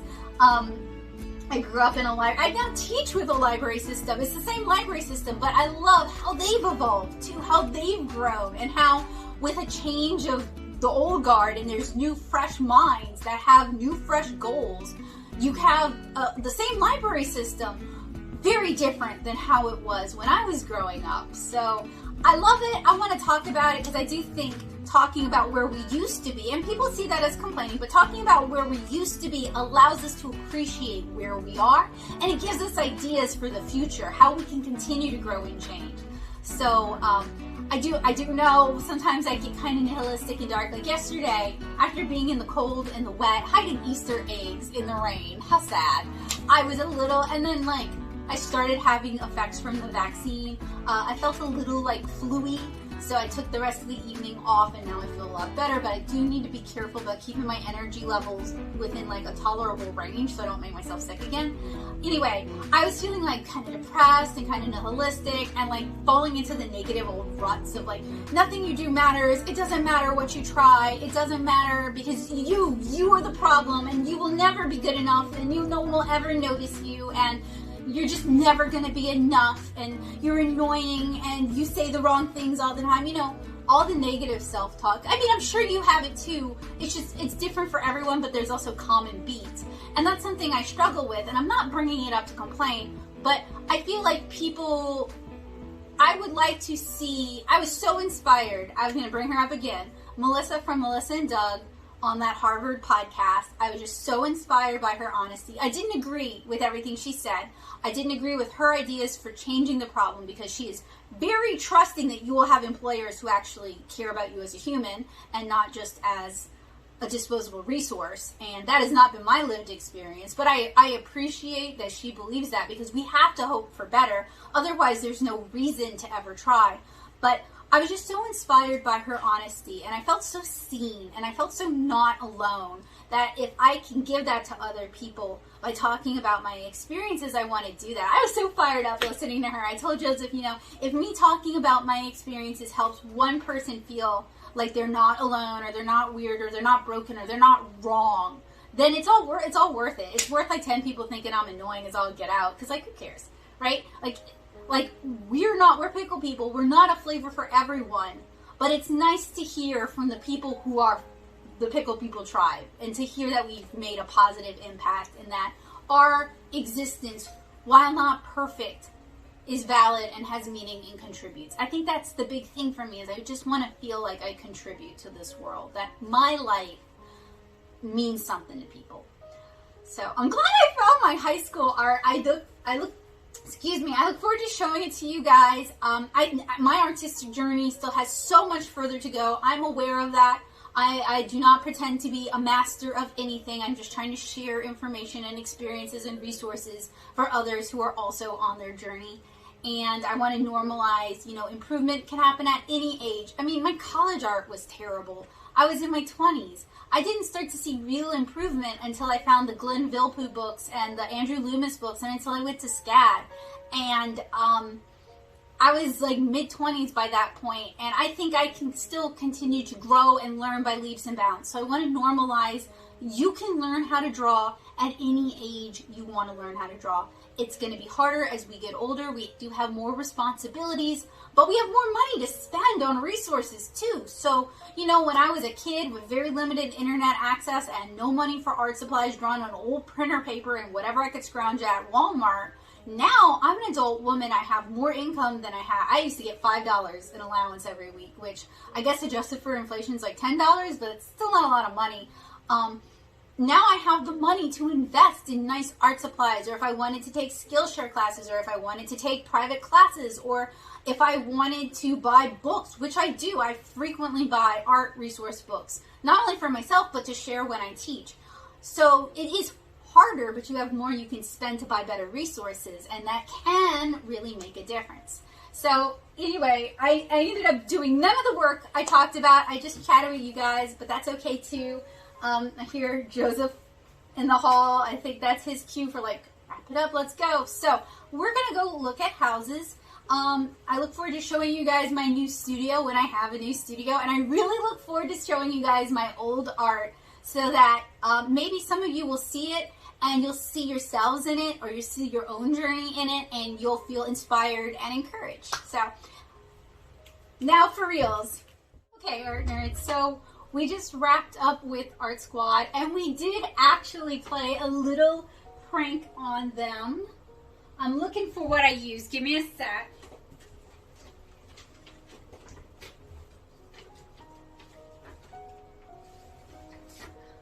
So my co-hosts and I had planned on showing them our old art anyway. And we basically presented our old art like it was brand new. And one of the kids was just in absolute stitches. The other two, who don't know us as well, were like, what's going on? Where are we going with this? Should I say something nice? Because like generally with Art Squad, the goal is to be encouraging and be supportive, because we're all on our own journey and we're all at different stages. And just because you're at one place for now doesn't mean you're going to be in that one place forever. So, there we go, sorry. Anyway, I thought it was a nice little prank, considering we couldn't prank them in real life with something fun, you know. Anyway, it was a very good, chill Art Squad. I really enjoy Art Squad. I say this every time because I just feel really invigorated and happy after talking to them. It is such a enrichment in my life that I really value. I also found out some interesting information regarding private art tutoring. There definitely does seem to be interest in that, which I am really glad, because who knows how that could go down here. But also that the space I want to work in is available, so I need to do a little bit more investigation, but I'm excited about that. We can make progress, and I'm halfway through my shot, so, you know, once I'm on the other side of it with adequate precautions, I think we can start doing in-person tutoring, which I'm looking forward to, because if I enjoy Art Squad this much, I feel like, and I've taught before, but it was never working for myself. It was always working under someone else. And, you know, the pros with that is they provide the venue. The cons with that is often I provide the materials, the experience, the time, the prep, the cleanup, and then they still take the majority of the cost. So I'm hoping by offering private tutoring, there is a fairer wage balance, especially because I would be renting a space for the time being, especially while we're looking at houses. I would definitely be working outside the home for that. But that is something I'm really excited about. Obviously, I enjoy teaching and I enjoy sharing what I know and sharing those art experiences with other people. I find it very fulfilling, and it definitely pushes me to improve and to hone my art. So to me, it's really very win-win. So yes, good news. So this evening, what I'm working on is I'd like to get some work done on this Easter piece here. And the line art is available to my patrons free. Please do print it out and color it, or color it digitally, whatever. If you share it online, tag me at NattoSoup, because I'd love to take a look at your stuff. And it would also, make me super happy to see you guys, like, you know, using my coloring sheets. It would really mean a lot to me if you chose to do that. So yeah, I'm going to work on recording the tutorial for this. We're doing alcohol markers, so I've already done some of my color selection, and I need to swatch it, but I'm waiting to use the camera for that. And I hope to have this tutorial out for them on Sunday. Although, you know, I don't know if it'll line up like that, but fingers crossed. Anyway, good evening. We looked at houses today, and while we didn't find any that we just knew were our forever home, you know, it's good to start that process. I'm excited about that process. I'm excited about us buying a home. That's like crazy. I know I'm old. Like, this is not something that should be like crazy and exciting to me, I guess, but it is. It is, because there was a point in my life, my mom used to really hate Joseph, and there was a point where I wondered if I could ever be able to share my life with him openly, and I can, and it makes me so happy. And it makes me so happy that we can move forward with our life, and we can start a family and do a lot of the things we've talked about for years, and just make progress in our lives. So yes. And to be real though, teaching Art Squad today, or doing Art Squad today, definitely helped bump the mood. So I'm in a super good mood because of Art Squad, but I'm happy about all these other things too. So that's one of the reasons I think doing private tutoring, once it's off the ground and running, is going to be such an important part to my life. Is I just really enjoy getting to do that. I really enjoy feeling like I have a positive impact on other people's lives, and feeling like the knowledge and experience that I have can help other people, and sharing the resources that I've accrued. Yes, very fulfilling. It makes your life, for me, it's one of the things that makes my life feel very worthwhile. Whereas we're doing stuff on the internet where you don't always get feedback, or when you do, it's typically negative, or people wanting something from you with nothing to offer in return, like not even kind words necessarily, can be hard. So having that in-person, real-life connection is really important to me and to my mental health. So yeah, I am going to go get dinner because the oven is screaming at me, and then I'm going to get to work on my Easter Bunny girl.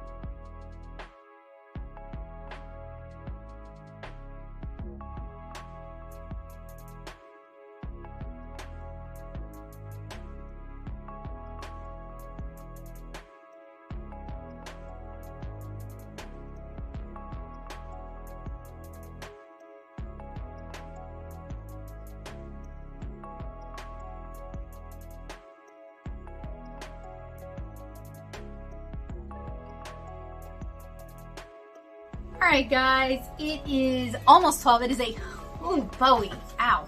It is a minute until 12, so it's been a long day. My hand is killing me from all the markering. So usually when I'm doing alcohol marker stuff, I don't take any breaks. It's just like until it's done. So I'll show you where I'm at with this piece. There's still some stuff I need to do to it, but I want to finish it up tomorrow. So I'm a little disappointed because I sprayed it with rubbing alcohol, which normally works, but I haven't been able to get the 99% isopropyl that I normally swear by, just the 70. And the 70 is just so full of water that you don't get the really nice speckle effect that you get with the 99%. I also sprayed it with, which yellow are you? Pale yellow, just so I'd get some areas where it was a little bit different, a little bit mottled. When you do a piece this large, it's a marker killer, and it killed G00. So what I have left to do with this piece is I want to do some like loose freehand and fun kind of daisy shapes in the background. I want to put a white outline to pop her off the background because she's just kind of not standing out enough in it. And then once I finished with the adding white out and the white highlights, I want to re-ink certain areas for contrast. So my art nerds already have the line art, both the colored version and the black and white version. And I want to have this tutorial for Sunday. That's a probability at this point since I'm pretty much finished other than adding some white accents. The only real holdup is editing and doing voiceover work. It takes time, takes energy. If I have a headache, I don't want to do it because it just exacerbates that. But I think it turned out pretty cute. It's not necessarily my favorite of the marker pieces I've done this year, but I think it turned out pretty well. And you know, sometimes adding the white highlight completely changes makes me like love a piece. Sometimes that's really, really the difference. So yeah, I'll finish this one up tomorrow. And what I like about this is I like being able to offer my art nerds line arts regularly to color along. It's just like an extra added bonus. And it also gives us something we can maybe do together, which is cool. And I also like being able to offer like patron exclusive tutorials. Just because, again, that's kind of added incentive to actually support what I'm doing over on Patreon. Boy, I look so tired. So I had this wire bunny ear headband when I was doing Art Squad, and I took it out because I'd had it on for a couple of hours. It was starting to give me kind of a headache, and it just totally messed my hair up when I took it out. That's just how it goes. So anyway, I'm hitting the hay. I'm feeling a lot better than I did yesterday. And I'll see you guys, I guess, tomorrow when I finish. Hey guys, good morning. Happy Friday. We're finally at the end of the week for those of you who get weekends. I still need to schedule care for today, so I need to get on that because I am about to head out. I would like to finish this piece after sleeping on it. I think there's just not enough contrast here. So I do need to go back in and add additional contrast, and it's going to make it pop or bounce a little bit better. So let's keep going.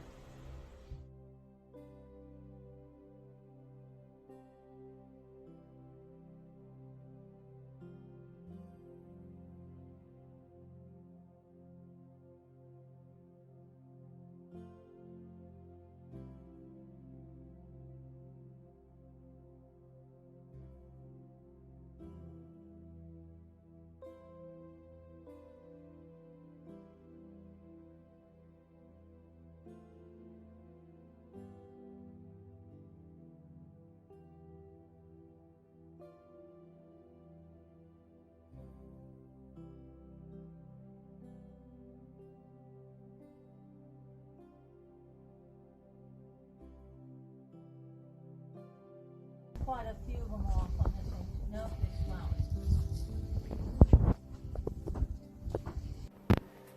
Hey guys, so I had a pretty relaxing day today. We went to Harbor Seafood since it's Good Friday, the last Friday in Lent. And then we ended up looking at a house since an opening had become available. I liked it. Joseph felt like it was a little big and a little high. We'll see. It is definitely a little high, I'll give him that. But the big part, it's like a 3-bedroom with an office space. That's not too huge for a home you plan on spending the rest of your life in and working from home in and having kids in. So we shall see. I went to Michael's to pick up some sketchbooks and another goodie I want to show you guys. And then Joseph went to Gonzalez to play around with a chainsaw. And I stayed here and just kind of relaxed. So it's a little bit later in the evening. I'm ready to finish up this Easter Bunny Girl illustration, hopefully. Fingers crossed. And I'd like to get some video edited today. I've been putting some time in on the How to Draw Hands video. So that should hopefully be out soon for y'all. And I hope you guys enjoy it. And I hope y'all are looking forward to it because I'm very proud of that one. And I worked pretty hard on it. So hopefully it's helpful. And yeah, I'm just looking forward to working on this, maybe starting my Mei Liang field test, and just generally having a very chill evening.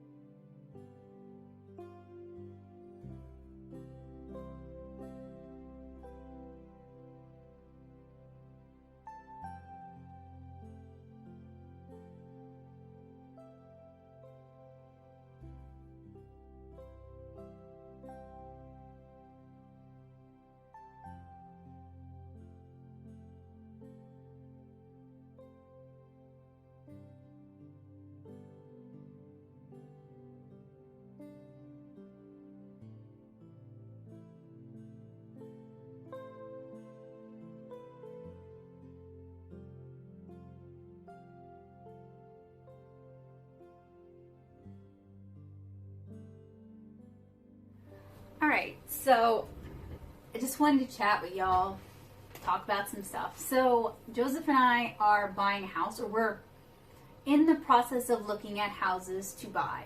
And we are looking for the home we're just going to stay in forever if possible, which I know, I'm 35, I know life happens, believe me.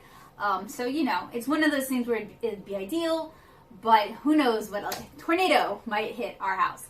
And we did actually get to meet our real estate agent. She's actually a seller's agent, which was something we wanted specifically, in person. And she seems really nice, and she's trying. But apparently it's a seller's market right now that people are getting vaccines and wanting to buy homes, and they're tired of being cooped up. Hello, Bowie.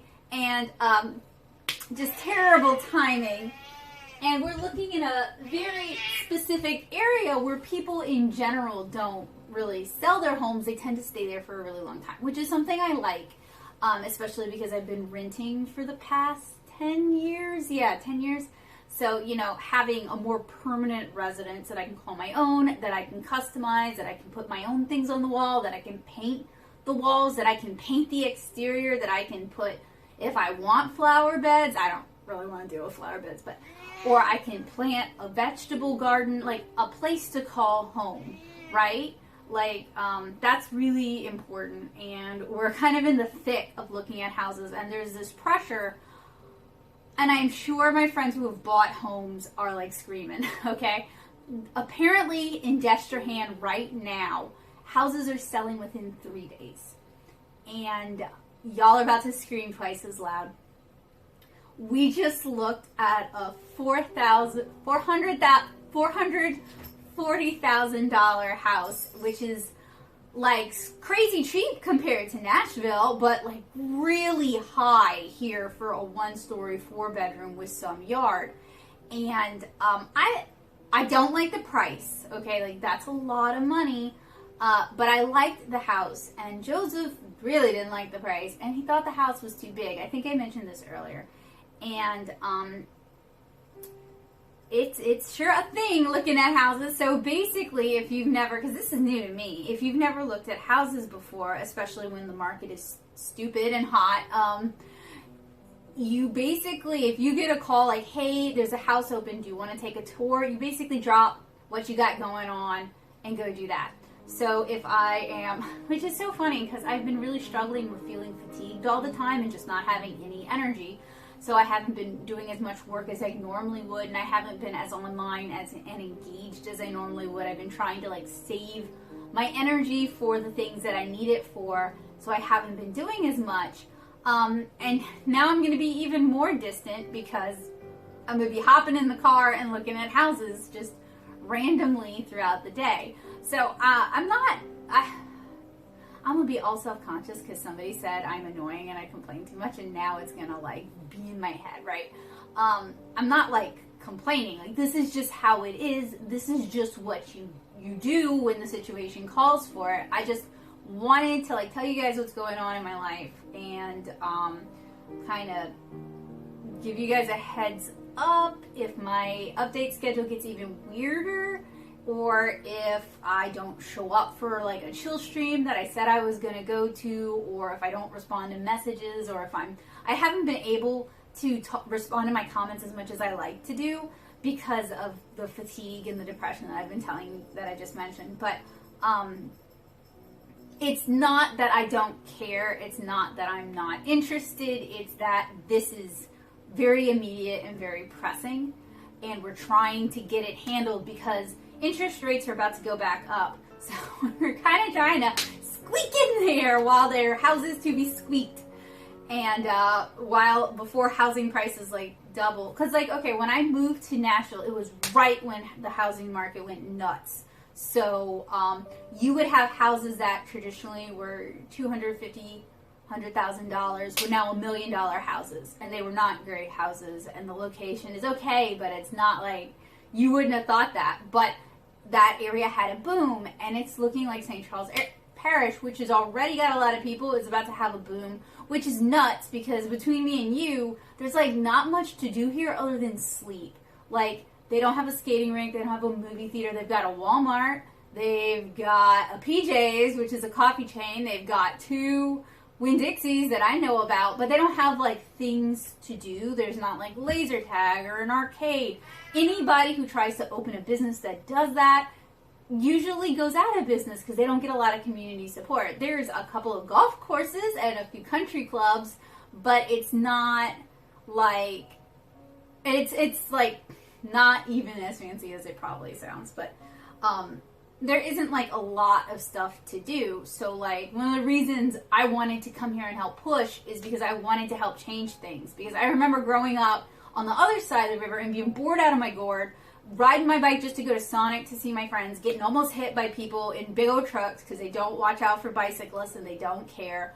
Like, I wanted to help make this a more fun place for younger people to live, because even though we're not the same age, like, I still feel that, and I still generally have high energy levels and like to do things, and we want to have kids, and I want my kids to have things to do. That's one of the reasons I like working with the library, is it's things to do. So that's kind of just what's going on right now, and that is a lot of money to spend on a house. And our agent looked at the comps, it's the comparable houses in the area, and she's like, yeah, that's high for the area. So we're I don't want to like ruin it, but we're probably not going with that house at that price. But good luck. That's a lot of money. Best of luck for an area that isn't within walking distance of a supermarket or a library or the school or anything to do other than a small park, and it's really not even really safe walking distance in an area that doesn't have any sidewalks and doesn't have a lot of street lights. Like, that's a lot of money to ask for a neighborhood that's close to some things, like it's a 5-minute drive, but it's, jeez, what do you want, dude? I don't know what he wants. He's been fed. You want me to stop being at the computer? Is that what you want? You want me to stop talking to my phone? Is that, you want me to talk to you instead? Is that, hello, Bowie, how are you? Y'all say hi to Bowie. How are you, bud? Are you complaining? Is life annoying and difficult and challenging, and there's just not enough food and there's not enough snugs? Is that what's going on? You can tell me. Who knows? Who knows? Anyway, I just wanted to let you guys know what's going on, and if I'm not making as much art, and if I'm not responding, you know why. We're trying to buy a house. Okay, all right.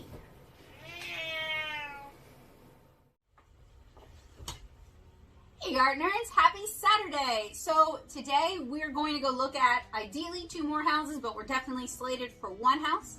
And I hope to voice over that Easter Bunny piece that I'm sharing with patrons, and I'm hoping to start my Melian pigments field tests today.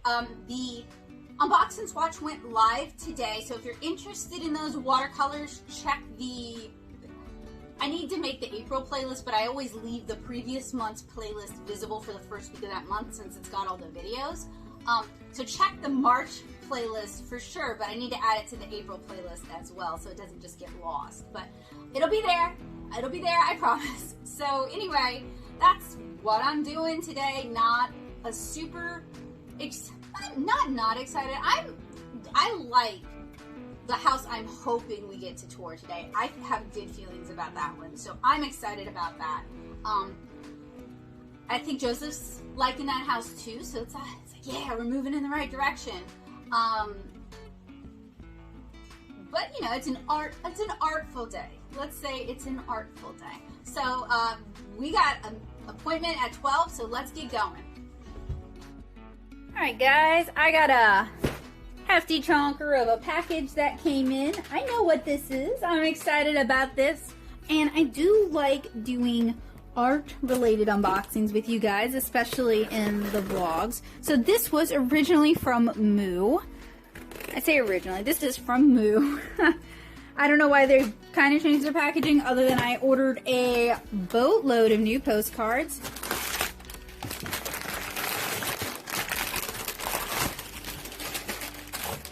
So much paper.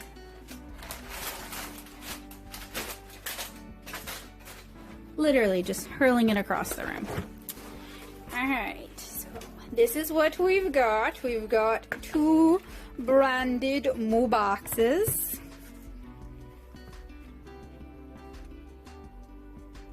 So here's the survey code. I can save $10. I do use them pretty often. Oh, they've got new sizes for their stickers. Ooh, they got big ones. I've been using their labels, and I didn't realize, but their labels are vinyl labels, so that's pretty cool. But I've been using my vinyl labels on art director and editor postcards. Okay, so we have this stuff that doesn't really mean a lot to me. I don't know. I don't know what it means. 2 paper belly bands, and the packaging has changed quite a bit, actually. Okay, new postcards. These are still dark. Why did I not adjust that? Also dark. Becca, you know they print dark. Anyway, these are new editor and AD art postcards. I really need to lighten up all my art for Moo. Moo prints dark. All of these are dark. This one turned out good though. I don't know where I lost y'all, so I may repeat myself a bit. So this one has a bit of a border. Now they warned me that it was like oversized, so I shrunk it down and then it still has a border, which I think you don't necessarily notice unless you know it's there. Did I not do any of the girl on skates for this? Did I really not? Becca. Well, I ordered a hundo of these with like what, 7 different designs, because with Moo you can do all the designs, because I'm in serious mode for sending postcards to editors and ADs. So y'all remind me that Moo prints dark and that I need to like adjust the exposure and make things a little lighter, like just a scooch. It's like not so bad on, you know, lighter skin tones, but on like darker skin tones, everything gets just lost. Or, you know, darker pieces, like this one here, where there's a lot of blue already, like all the nuance that's in the scan and in the original is lost. So I need to keep in mind that Moo, I love you, Moo, your quality is so good, but you are so dark. Alright, I'm looking forward to send these out, but that's going to be in next week's vlog.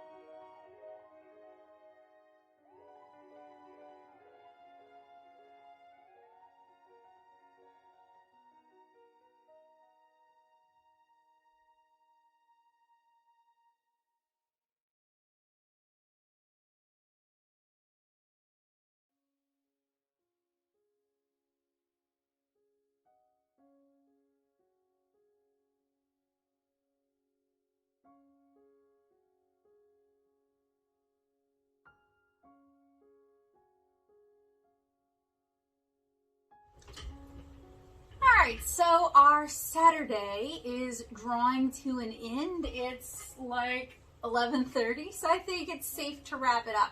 So tomorrow is Easter. I have some plans. Joseph has some plans. And we spent a lot of today doing house stuff.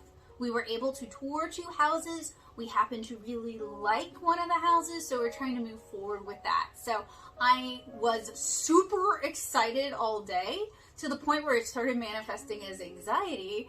And then I got kind of bitey because it was just like very high key emotions, and I probably needed to like go play some volleyball or go for a run or something, you know what I mean? Because when you're that keyed up, really the only way to kind of safely and not hurt other people release that emotion is to just go out and be physically active, which I should have made that a priority, and I did not.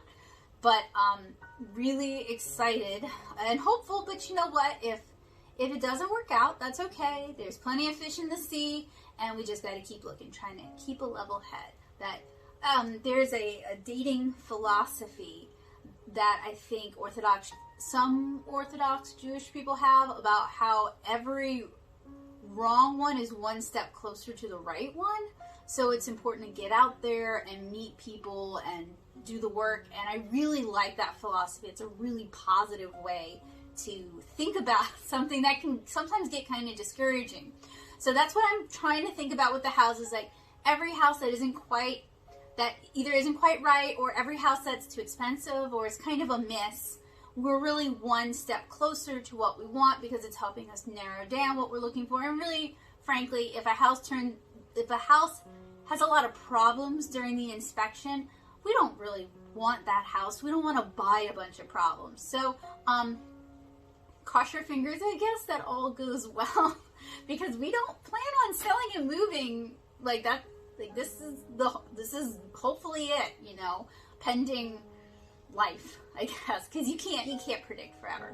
So other than that, today I worked on this watercolor illustration that you guys cannot really see, and this is the field test for the Mei Liang watercolors, so I'm hoping to have that out next week. And I just finished wrapping up the alcohol marker tutorial for the bunny girl, and that's going to go live to patrons. It's a patron exclusive. Most of my tutorials are now going to be on Patreon only. So if you enjoy my tutorials, if you find them helpful, useful, and informative, you know where to join me. It's only $2 a month. It's not really that big a hardship for most people, and you frequently do get printable line art. So if you're a coloring person, if you like to color, that could be a great incentive as well. And I generally do share those on Gumroad for $1 each. So think about it like this. If I do like 3 line arts and 5 backer exclusive tutorials in a month, you've more than gotten your money's worth. So I just need to finish getting this out to patrons. It's already uploaded. I'm going to do all the description info over on Patreon, so it's all in one place. It's a little bit more convenient. And other than that, I just need to edit today's video and then edit all of this week's video and then get that uploading, because we have plans tomorrow, so I need to get everything done as quickly as possible before I leave so that that's all ready for you guys. So busy, but not necessarily busy bad. Boy, for me, and maybe this is why I drag my feet on things, for me, when things start happening, they always happen very quick. And it's not quick, it's not like bad, it's not like things are necessarily hard, but when it's like with our wedding, right, like everything just kind of started happening, falling into place really quickly, which is a good thing. I'm grateful for it. If it had dragged out or gotten complicated, that would have been harder for me as somebody with a disability. But just it going so fast was kind of overwhelming. I think because way back from my childhood, when things would go fast, sometimes it felt like they were going fast because they were going downhill in a bad way. Not like we've got it now, we're going to go down and shoop off of the bobsled ramp or whatever. So it's still hard for me to kind of be like, no, this is okay, I can deal with this.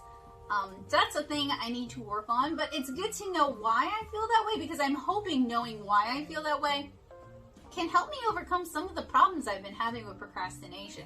Of course, medication is also probably something that's going to be very beneficial for overcoming some of the problems I have with procrastination. So I just wanted to kind of wrap this up, since it's like the last check-in for the week. It'd be weird to just end on watercolor and not say anything, not wish you guys a good week, not say I hope you guys are happy and safe, and if you're able to, please consider getting your COVID vaccine, because there are going to be people who cannot, and we're trying to protect them. So this gives me a chance to do those things. But it's late, and my brain is like, but you said those things, you have nothing left to say. So Monday's chill stream, I think we're doing these little embroidery pendants. I went and picked up a little bit more resin so we can, because I'm preparing for the resin chill stream. I'm looking forward to the resin chill stream. I want to make some coasters.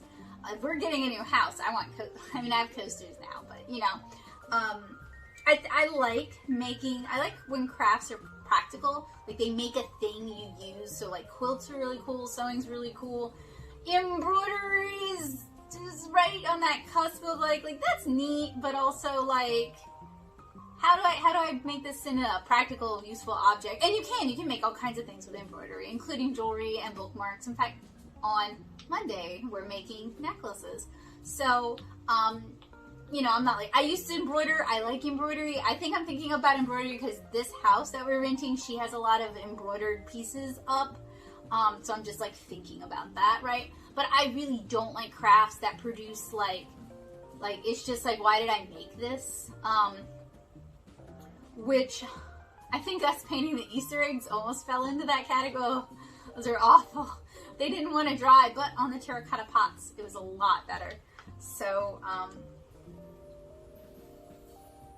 yeah, and I feel like once we get the house stuff finished and we're, knock on wood, moved into the new place, wherever that might be, I can start maybe doing like Friday night streams, because one of the reasons I've stopped doing like the watercolory streams, I mean, they don't get the greatest views, but it is nice to hang out with people, and it's cool to do watercolor with y'all, but it does take a lot of energy.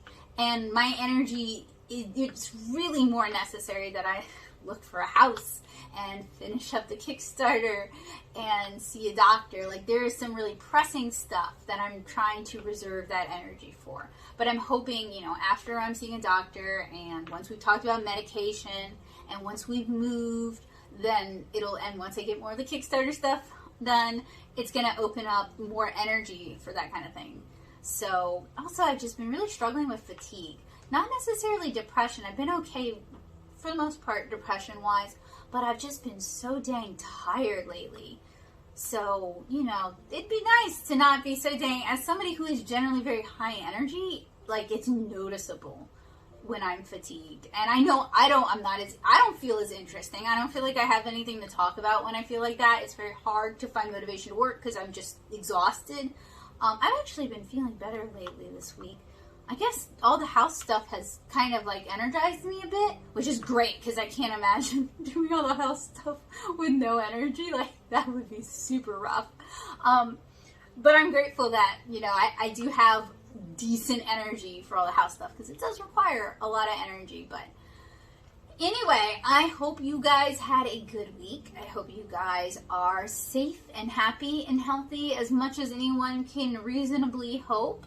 Spring is on, in many areas, spring has sprung. Spring is on its way for the rest of y'all, so I know that makes it easier to get through tough things, because when you're dealing with winter, and you're dealing with the cold, and you're dealing with snow, it just makes everything a lot harder.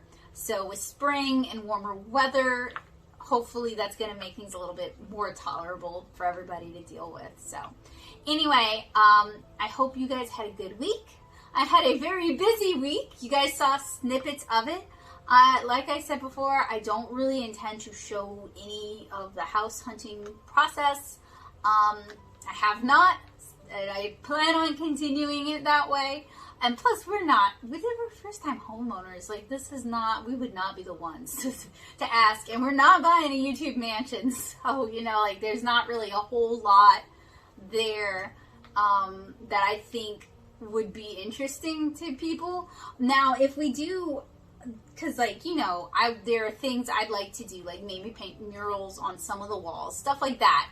I definitely would want to share that with you guys, but that's way more art related. And setting up a new studio, way more art related than just like, we're looking for a house. So anyway, I hope you guys have a great week next week. I hope you, if this week was your Easter break, I hope you had a good Easter break. If next week is your Easter break, I hope you have a good Easter break, if you get that. Not everybody gets spring break. I should say spring break. Sorry, y'all. And I'll see you guys next week. Who knows what next week has in store? All I really know about next week is I don't have art squad next week. That's about as far as I know about next week's. Oh, and I have a doctor appointment on Monday. That's what I know about next week. So I'll see you guys next Sunday. Maybe we'll have some good news. That would be amazing. So bye guys. Have a good week.